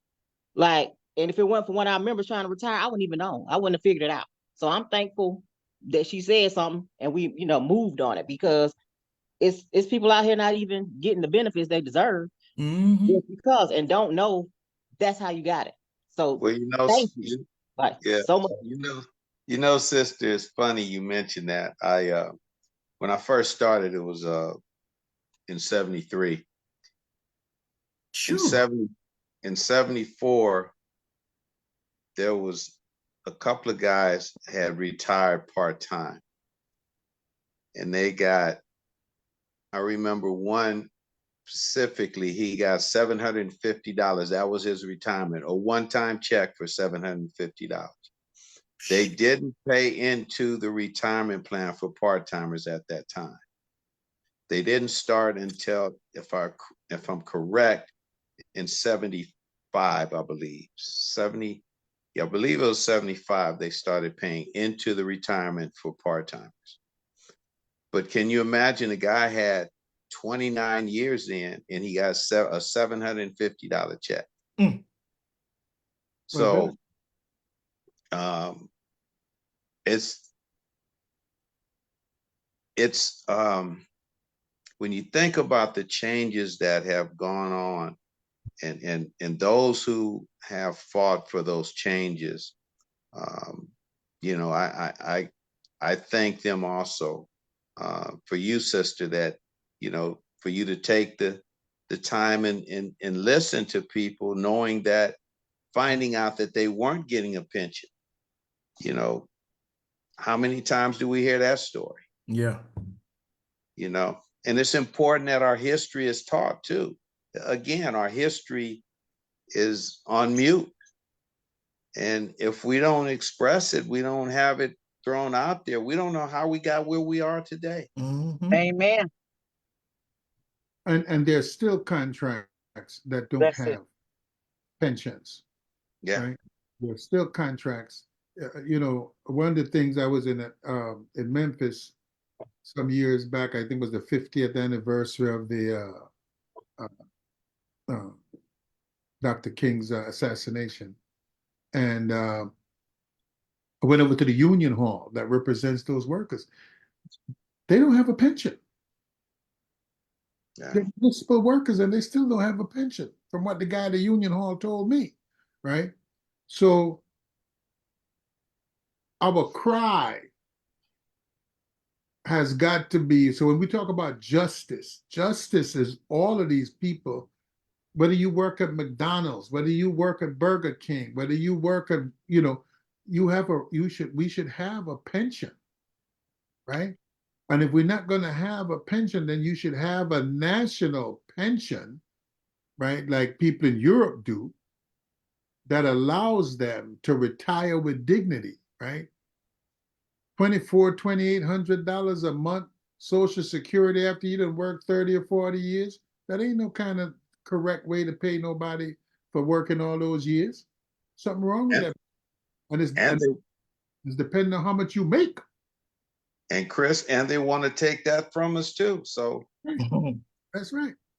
You know, so when you know, so that's why I come back to this thing about going down to Mar-a-Lago. When you run down there, those are the people, right? But you're giving $45,000 to a party that one of their planks, matter of fact, at last year's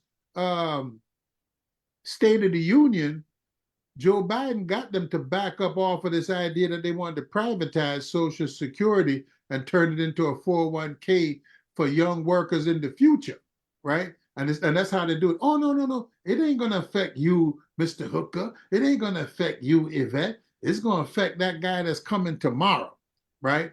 And so we're like, oh, I'm cool. Yeah, you cool. So we don't care about tomorrow, right?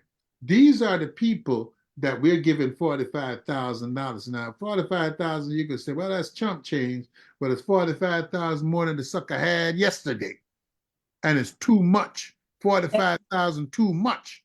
You understand the point I'm saying? Because we have to fight for the right of those who are unable to fight for themselves. The Starbucks workers, in which Starbucks is ignoring them, right? So as much as they're voting to be unionized, Starbucks is ignoring them, right? We're pushing Amazon.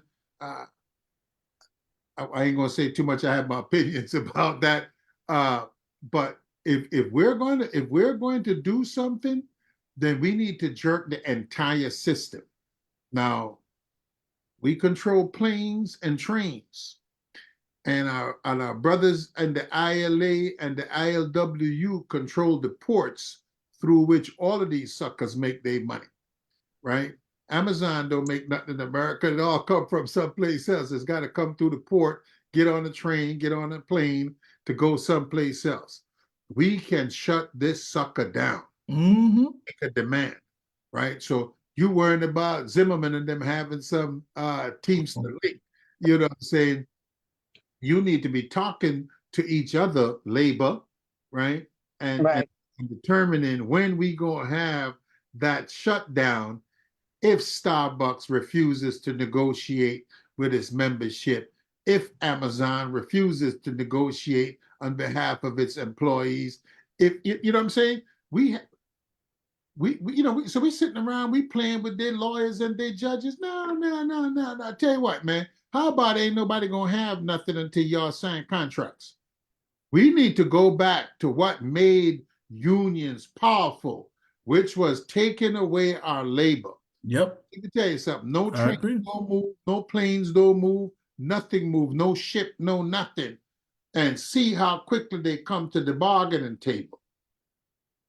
That's where we have to be going, if in fact we intend to make an improvement, because every worker, I bet you as much money as as Richard Teams maker, he a feeder driver, him and his buddy over there, Michael Thompson, they feeder drivers, what I'm saying? So they had them top dogs in the house, right? But if I can guarantee you that they're struggling, right? They might not be struggling as somebody making $15 or $20 an hour, but they struggling at, for what their earning capacity is compared to what their cost of living is. You know what I'm saying? They don't, and I would dare to say that the working class needs a 50 or 75% wage increase to actually catch up to the real cost of living. You know what I'm saying? And the real cost of living beyond just, I'd like to save some money. Right. I'd like to have a real savings account. I'd like to be able to take, I get 5 weeks vacation. I can only really go away one time, right? So I get the one cruise and I'm back, and then I got to pay off that credit card. You know what I'm saying? I want to live nice. Right. Saying, and every worker deserves, I don't care whether you're in McDonald's or whatever, you deserve to live nice. So we need to raise this minimum wage up off of $7.25 and raise it up. It need to be minimally 20 cents and $20 an hour, and then adjusted regionally, right? For what New York costs, for what California costs, for what I know Atlanta costs now. I know what Miami and Florida is costing now. And you need to have these regional. So there's there's the minimum bottom, and then there's these regional adjustments based on where you live. And we can get that if we have a national strike and says, hey, these are the demands of labor. You're going to pass the PRO Act. You're going to pass the John Lewis Voting Rights Act. You're going to pass the whatever. And we need these 5 things on the table and pass, or we going to have a strike on July 4th. I love it. Well, Sign me up. And Sign me up. that's what they weren't about Tom Leadham. This is what you need to be talking to the rest of the AFL and these people about, building a movement. I agree. Amen. But I gotta ask some of our senior members, without calling out your age, right? Some of our senior members has been around a long time. So 1960. Big Dog? Huh? Big Dog. Yeah, so March 7, 1965, I don't even think my parents were even, they might have been teenagers. Yeah, so of course I wasn't around, right? So I see a few senior people that might have been around during that time. So what was that day like? What were going, because you guys were probably like teenagers or small kids or getting ready to be teenagers. Not trying to say y'all old or anything. I know it sounds like that, right? Wait a minute. Let me answer first, because I got to hurry up and get out of the car shortly. Mm-hmm. Back in 1965. Oh, wait a minute. Let me finish having you ask the question. I'm sorry. Go ahead. No. So 1965, right? March 7th. Right. And this Bloody Sunday event happened. So what was it like? Like when y'all saw it on TV or when you heard about it, what were going through your minds? Like, what was happening? What were you thinking about? I mean, did your parents talk to you guys about it? Actually, no, Chris. No. I mean, Richard. No? Go ahead, Jackie. No, let me say, in 65, we had moved into a new home in 63. Mm. In 65, my father and mother purchased a 65 Malibu. I recall, and I tell this story to the members in our chapter. And I remember asking my father, I said, Daddy, how come you don't drive the new car to work? And he worked for TRW at the time. He was hold on, I'm losing things here. He was a air conditioning heating engineer. And he said, well, son, I can't take that new car to work. We had a station wagon. And he said, if I take that new car to work, I won't get a raise again. They'll think I'm doing too well. Wow. I never forgot that. So we were, in a way, I want to say we were sheltered. The first time I came across racism when we moved over into what is known as Carson out here now. It was the suburbs at the time.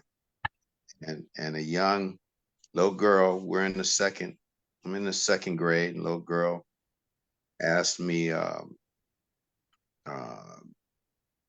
was I Negro or am I white? You know, because I rode on the bus with the Negroes. We were bused into the school, but you see my complexion. And they were confused, didn't know, you know, whether I was white or not. And I didn't know, you know, 8 years old. So I go home, I say, Daddy, am I Negro? Am I white? He said, you're Negro, why? Little girl at school asked me. So I go back and I tell her, you know, with pride, I'm Negro. And she said, well, we whooped y'all in the revolution. Well, you know, and it goes back to what's taught to us. You know, I go home, I say, Daddy, when did we get whooped in the revolution? Because I don't remember anybody whooping on me. That's how naive I was at the time. And that set up a conversation with me and my father. So, you know, I wish at that time, before my parents taught us more of racism, but I guess at that time, and even with us, we're protective of our children. Yeah. Well. So, and I think that's what took place at the time. So no, I wasn't quite aware of what was going on. And I remember the young girl, and I saw her today on a clip that was when they were integrating schools. I can't, and her name escapes me. And she was the one little girl that went to school. Ruby Bridges. Ruby, yes, there you go. And I thought how brave she was to go at that age. But she was saying she knew nothing. She didn't understand what was going on. And she wrote. I understand now. She's written a book. I'm gonna try and order that book. But you know, can you imagine?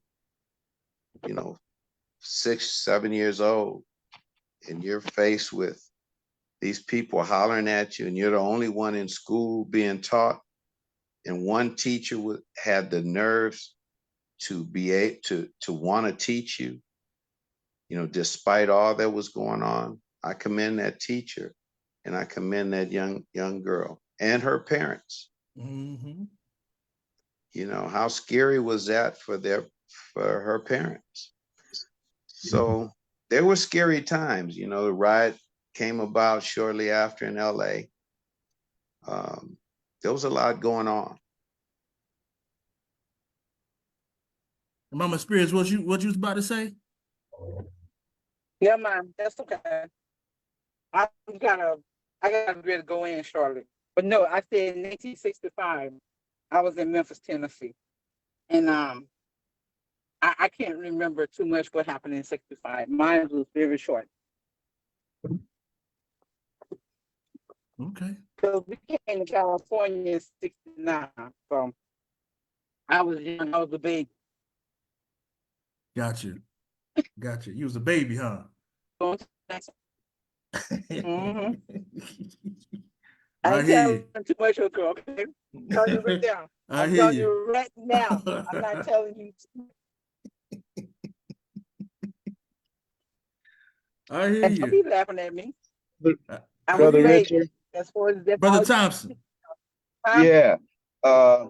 In 65, I was still playing in the sandbox, but I had just moved out here from Mississippi in Wow. 65. Okay. Yes. So when you guys talk about people picking cotton and all that, I remember that my family being out there in the cotton fields in Mississippi. Mm. So that's a memory I never forget. But 65 is when they had the riot in LA. So coming from Mississippi out here to this city, and all of a sudden everybody running around, burn, baby, burn. I was like, what is this going on here? These people out here crazy. Mm. But yeah, so no, my parents didn't talk about that. I didn't even have a TV. Maybe that's the week. Long Bureau, yeah. Put that. I'm gonna have to switch that over there. Somebody 308 else is and on. John Wood. But that's my memories of 1965. Wow. Okay. You're on mute, Chris. Miss Carol CLA looked like she came back for a millisecond. Carol. Well, yeah. Where you from, sis? I live in Los Angeles. Okay. I'm a Teamster 399 location manager. Okay. 399. Y'all got a contract going on right now, right? Yes. How is it looking? Hold 1 second, because I was switching y'all to my iPad because I'm going to the car. Hold 1 second. Okay.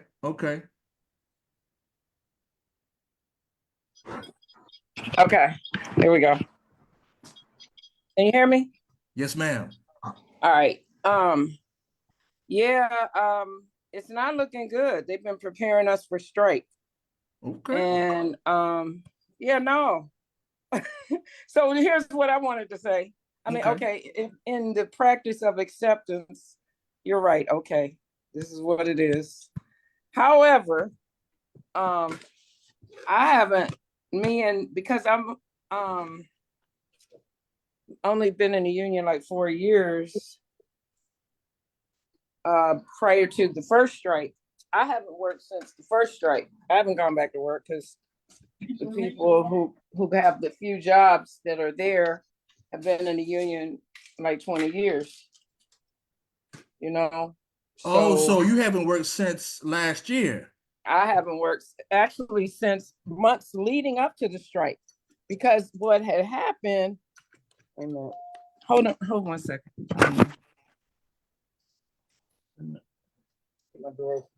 Yeah, I think that's going on in a lot of the movie. Even some of our movie industry people haven't started back working. Like it's slowly coming back in, out here. So yeah, what had happened was we had started experiencing a slowdown of jobs. Good morning, how you doing? Amazing. A slowdown of jobs in like the fall of 22, leading up to that contract. WGA contract wasn't up in May. So they were in negotiations and pre-talks, and we've learned that the studio strategy was they were attempting to starve them into signing that contract, because by cutting back the jobs, so they would be desperate, right? So they cut back the WGA jobs, writers' jobs. That means they're cutting back all our jobs in production. So what was happening, like the union, like as location managers, we have a email group. You breaking up really bad. We can't hear you. Prior to this, the majority also was about jobs.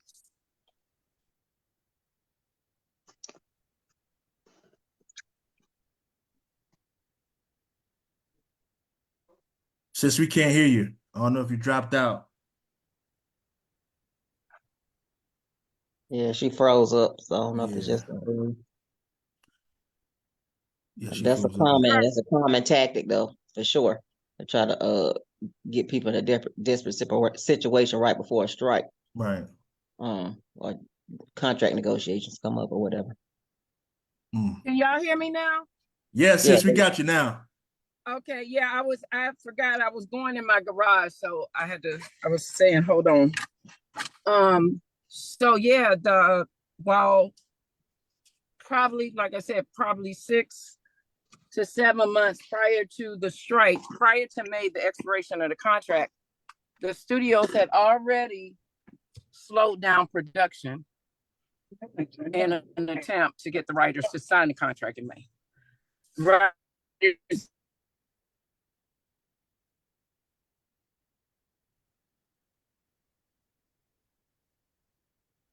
who had been in the union 10 years or less. Most of us had already stopped working. My point is 7 to 8 months prior to the strike, a lot of us hadn't worked already. And the strike happened in May 2023. We had already been in our email groups, everybody speculating about what was going on, why was it slowing down, what was happening with the jobs. People thought it was because they had done so much extra production after COVID, just different speculations. But bottom line is we weren't working. So and then of course we're not working when the strike happened because we're in solidarity. And then when they went back, it went in reverse. So the strike ended in November, but our industry shuts down from November to January. Nobody's working November to January anyway. So realistically, you would say January is when the jobs we were expecting to start working again.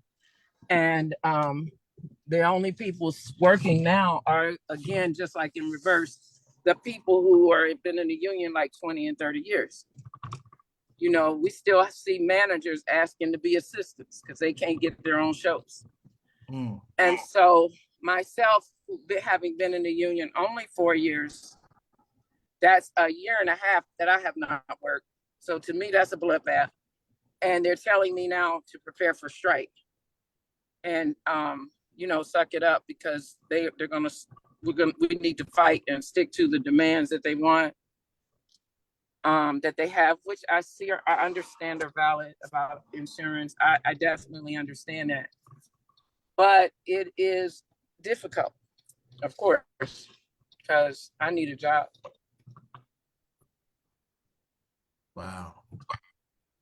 So let me ask you this question. How, I don't know if you can say anything about it, negotiations. I know AI was a very prominent issue. It is. Okay. And still, I guess it's Yes. still going on now with you guys as well. Absolutely. And y'all heard about Tyler Perry stopping production on the studio because when he saw what the new AI, I forgot what it's called, there's a new AI tool that you can talk into it and it will deliver you a 4K video. Get out of here. If you Google Tyler Perry's name, that's gonna come. About 2 weeks ago, he literally stopped production on a brand new $80 million or $1 billion, Tyler Perry numbers, studio expansion he was doing. He stopped it after watching the new video, what the new AI can do, was because it literally can create a video with people walking. You'll see them walk into a mall, like it's amazing. And yeah, that gonna cut a lot of jobs in our industry. Just talking into the microphone. What it did, it said, I want to see I think a train station or a mall with people walking and talking, and it described what the people, like men and women and children, and it created it live in detail. Yeah. So that doesn't look promising for our industry. We the humans. Well, all employers are the same, man. I tell you. God. So we were out there last Sunday. I don't know if y'all saw about the rally we had last Sunday with IATSE. Teamsters, it was Teamsters and IATSE and DGA, SAG, WGA all showed up, and they were, you know, talking about we were rallying for awareness, and because they started negotiations on Monday, and we're negotiating jointly. The Teamsters and IATSE are jointly negotiating our contracts for the first time ever. Okay. And so they were rallying, and you know, I understand I understand as a whole the value in what we're fighting for, but I'm looking at these people, the leaders up on the stage who are doing all the talking and you know, encouraging and making the speeches, but they getting a check every week, and they charging me dues, and I ain't work. I want to know why I still gotta pay dues if I ain't working, and y'all know I ain't working, because you know when I work, because it comes. Did you put your withdrawal card in? No, I don't want to withdraw. I want a job. Well, so, I don't know how y'all. If I withdraw, I know I can't get a job. No. What I mean is, like, for us, I know when we get sick or when we go out or we're gonna be gone for a while, we have to put a withdrawal card in only so we don't have to pay union dues. No, I think that's right. But I think for her it's different, sis, because she has to be in a union to get the job. If she withdraws, then she won't get the job. I withdraw. It's different than what. Good standing, but yeah, that's the move is a total. Oh, y'all, I'm sorry, I gotta take this call. Okay. I had a 3:00 appointment. I appreciate everything y'all said. I'm all in. Okay. All right. Hold on. All right. Hey, but Richard or Hooker. Yes. And sorry about earlier. I was trying to hurry up and get them out the kitchen because I don't like folks in the kitchen when I'm cooking. Oh. So I was trying to tell you earlier about, because y'all hit a lot of points as I was listening. Earlier, like I was saying, the amount of money that I made more money prior to this contract. Now that we have this contract, I make half of what I made then. Yes, we do, and then in the language, I didn't know this until I filed the grievance. So you know how they say part-timers get overtime after 6 hours, right? I don't know what your supplement says. I know ours here is okay. Ours is part-timers get overtime after 6 hours, but they didn't tell you don't get overtime. You have to stay consecutive in that position. So I have to work preload 6 hours or more. I can't work preload and then work another sort for extra hours. If I work another sort, then it's straight time. But my point of saying that is to back up what you said. Yes, in this contract, we make half of what we used to make prior to this contract. And then in my building, they won't let us go over there and take a picture. It is a huge robot that's doing half of, they got rid of a sort. They got rid of an area, which was the sorter aisle. And they have this huge robot that's over there. And the only reason I knew about the robot because I had to go upstairs and ask a question. And I didn't have my camera and I saw it. So I went to go try to take the picture. They would not allow us to take pictures over there. We cannot go over there with our phones.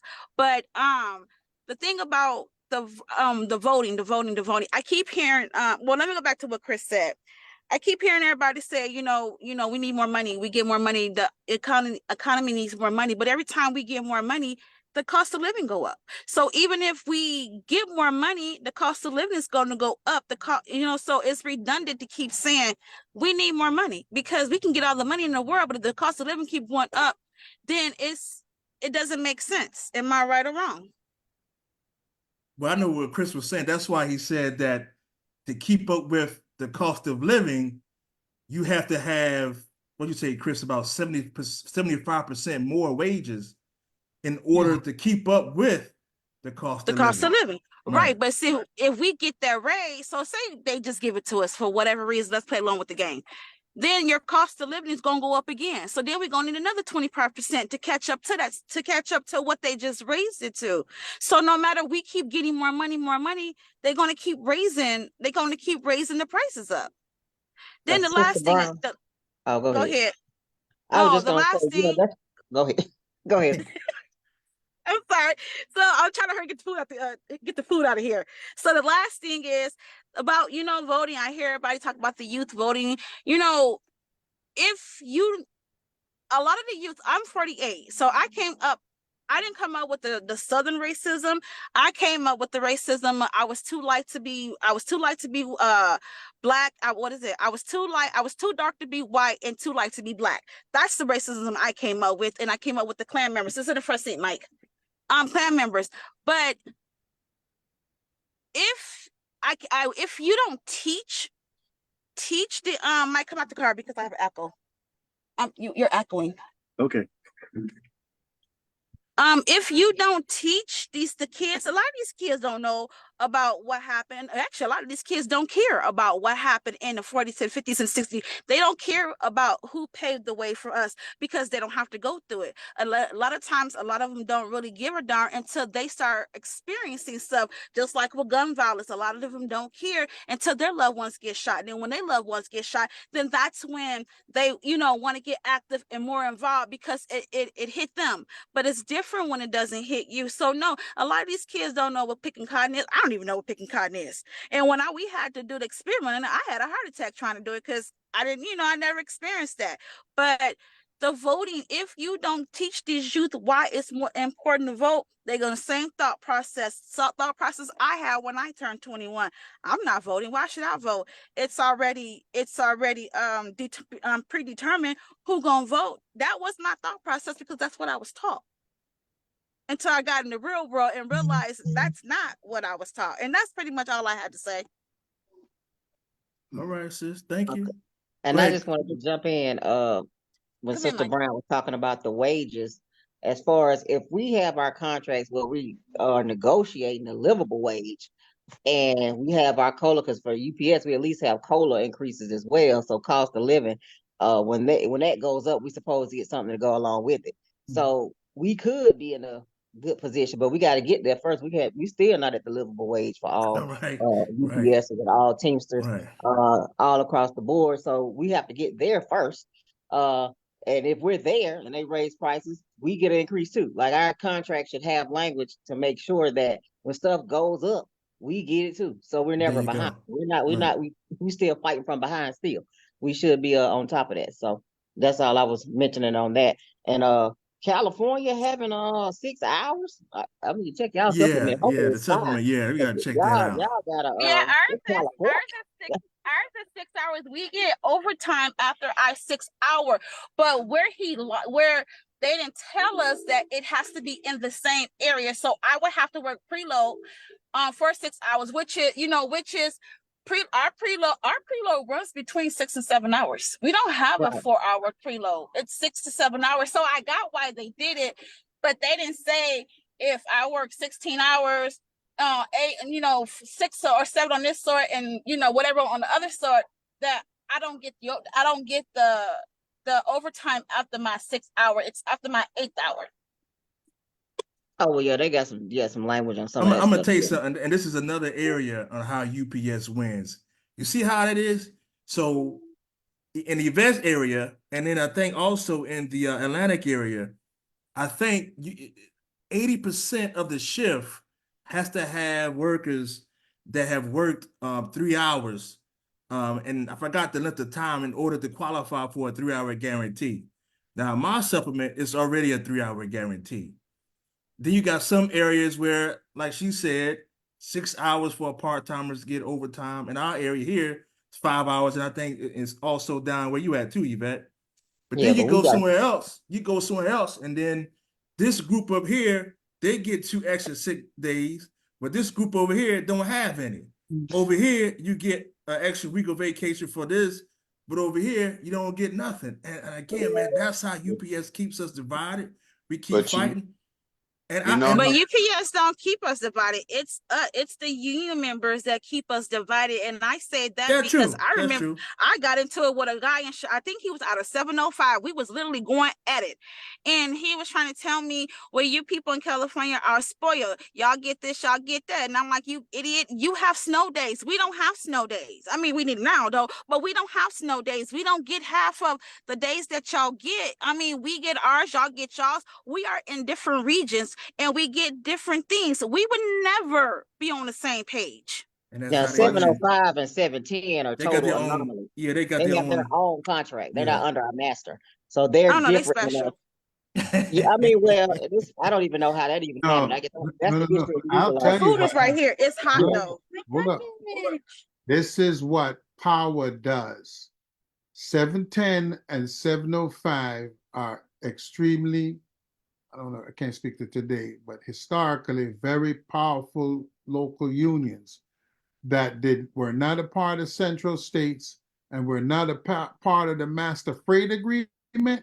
And I think they have their own carve out when it comes to UPS. I think Yep. this time Jimmy Hoffa forced 710, if I'm not, to take the national contract. Yeah, they forced them into it because they kept voting no. And so, but that's what happens when your members are involved. Yeah. Leadership is independent, Yeah. not going down with the Mar-a-Lago crowd and standing up for its membership. That's what you have. And that's why it's important for us to be very involved in what happened at our local unions. well, what used to happen, if I can say, all the locals at UPS negotiated their own contracts. So, in other words, there was no national contract back then. So you had, say, I'm in 396. 396 would negotiate just for 396 people. We were on strike in 74. A lot of people don't know that, but we were on strike in LA. Everybody worked around us. So you had Northern California would come down and meet San Diego, and we were on strike and they just worked right around us. So that's how a lot of the riders came about. So you have different riders for different locals, and so those things, they kept those riders in those different locals. So now you've got separation all over the country. Right. And That's true. And there's only one group that benefits from that, and that is UPS. Yeah.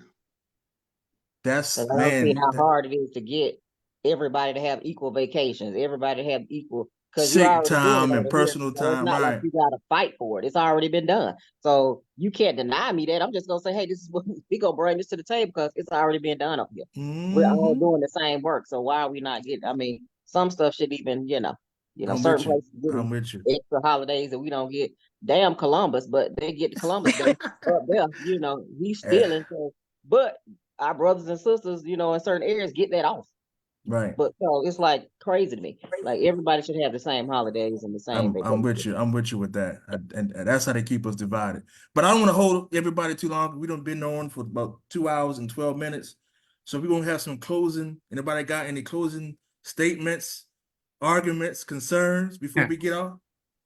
I have something to say. All so right. I was listening to what Ron has said, and he actually made some good sense, and I'm glad he actually got on. But I have a question for you, Hooker. Okay. How come you don't put this in a letter? What you mean? Put what in the letter? That hurt. These conversations, and get it out there.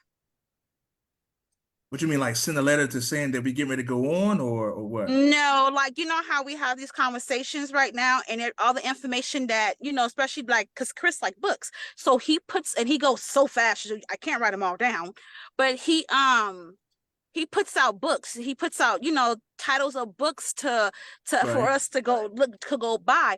How come you don't do like a summary and post it? I know you still have the video, but just like a little summary so we can go back, like a recap, basically a recap of the comments of the meeting. So a lot of us who couldn't get on, like me, on and just go over, go over the highlight of the conversation. And then like when they bring up history points, when you put history points, put them in there so we can go back. Cause like, I didn't know there was a riot in 1965. I don't even remember that. If I did, I just don't remember right now.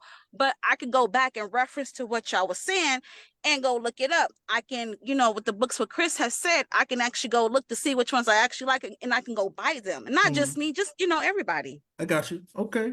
I had to write that down and see if I could do something like that. I see my mom over there. Look at it. They don't know. Wait a minute, stop. I'm reading something that somebody just posted.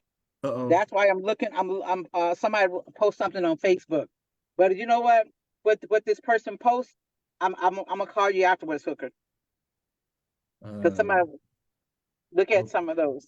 That's why I'm looking. I'm looking at my face. It's like, whoa, really? Let me see what's going on here. What we got? Well, actually, Richard, you actually repost this a few days later, and I've been able to catch it when I wasn't able to catch it, live. So, and I appreciate that because the last meeting I had to get off. Right. But so I was able to watch it later on, a few days later. So it might be good if you could let folks know that it is reposted, a couple of days later. They can. But he also put on YouTube. It's also on YouTube. And it sounds like also to our sister's point, when Ronald, when he starts working with Curb and the TNBC to get that platform together, we can send him all of these shows that we do, and I know they can send it out a lot quicker and easier than I can. So that'll be good too. Yeah, because he could chop it up. Right. Some right. editing and put it out in small bites. But I just wanted to say something in terms of this this vindictive thing and what have you. Barack Obama was accused by a lot of journalists. There was a whole big thing about him retaliating against journalists who were saying things he didn't like. So just so you know that when people are in these different positions and folks tackle them, they don't like it. Nobody likes it, but you really have a choice. You could just hate it, or you can use it as a learning tool, right? Yeah, do some analysis and what have you. And I just wanted to say that when I talked about the system, Regina Pope from Local 743, there was another sister also in that local that was a part of building that organization, Clara Day, who was a TNBC member and one of the founding members of the Coalition of Labor Union Women, and also one of the people that was a part with Dolores Huerta, who built the peace movement to bring peace between the Teamsters and the United Farm Workers under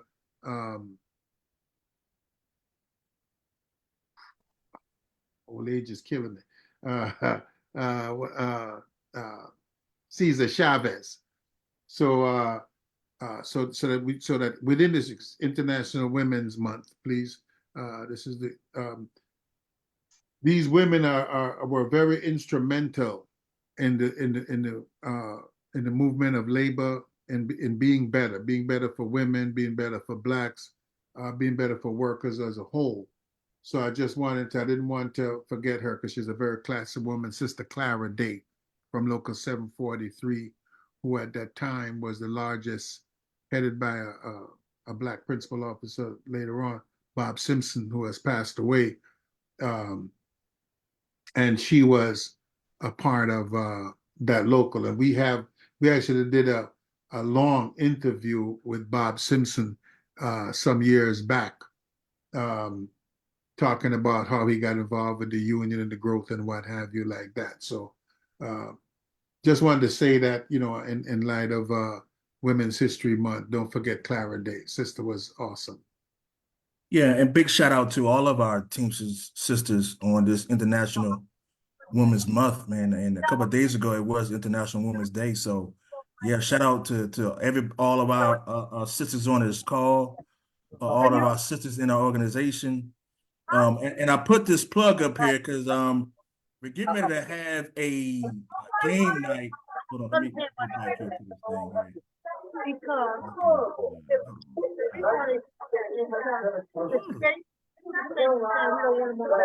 Hold on 1 second. Let me go to this. Okay, brothers and sisters. Let me see where we at. All right. So y'all can see this. I got it up here. So if y'all can, man, I want y'all to make a donation. $15 for adults, $5 for kids. We're getting ready to have a big event Saturday, April the 6th. We're gonna have all kind of games on this thing, man. We're looking to have all kind of fun. We're looking to unite this organization in the Philly chapter. As you guys know, a couple of years ago, we brought it back up. Our first fundraiser was a very, very good one. Had a lot of people come out, a lot of people donated. So now we trying to do that again, especially when we were trying to get people to register to vote and get more involved in this thing, right? And it's going to come down to, again, people of color, to make sure we keep my man out of office, man. He cannot get back in there. He just cannot. You talking about national right to work, my man talking about grabbing women by the you know what. And I believe he was just caught up on some charges with dealing with another woman. All kind of stuff this guy's involved in, man. And the fact that so many people are considering voting for him, man, that says a lot about our nation, man. But that's a story for another day. That's a show for another day. But I still want you guys, if you can, I'll put it up here. If y'all see that Cash App, y'all see that?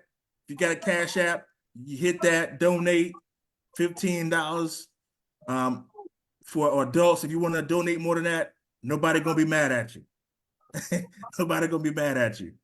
April the 6th from 1 to 5. So if you can, come on out. Come on out. All right. That sounds like a plan. Hey, listen, for all of you in Atlanta and different places, I think Hooker hit the nail on the head. Sometimes it sounds like hyperbole, but this is a very serious moment. I ain't no Joe Biden fan. I ain't in the Joe Biden fan club. But this is a choice between whether or not we're going to maintain the hypocrisy that we understand, or whether we're going to go into a dictatorship that means nothing good for people of color, women, labor, the working class. And so that, unfortunately, our system has brought us into a situation where we have to keep choosing between the devil and the deep blue sea.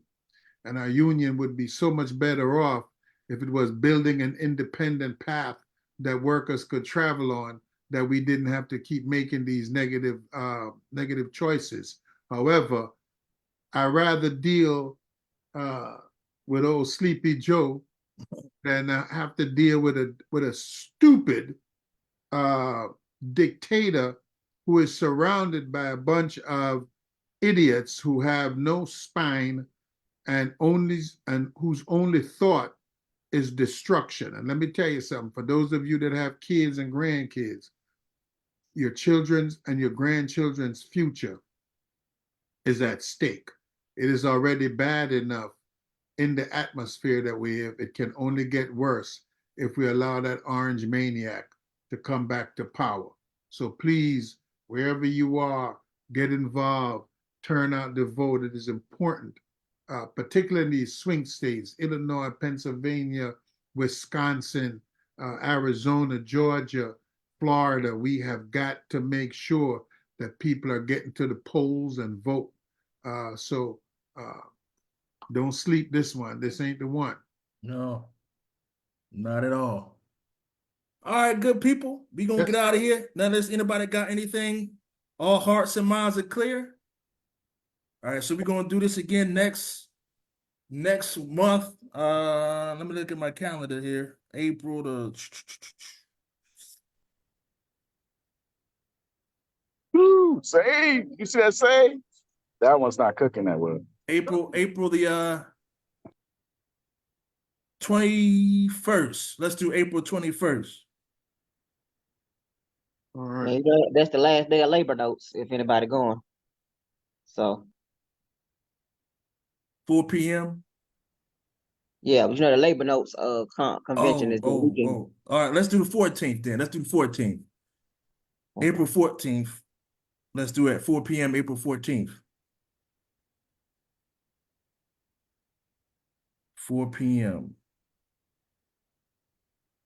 All right, brothers and sisters, I'm gonna have to get off because I'm multitasking here, but it was good Yeah, seeing what and you hearing cooking, from man? everybody.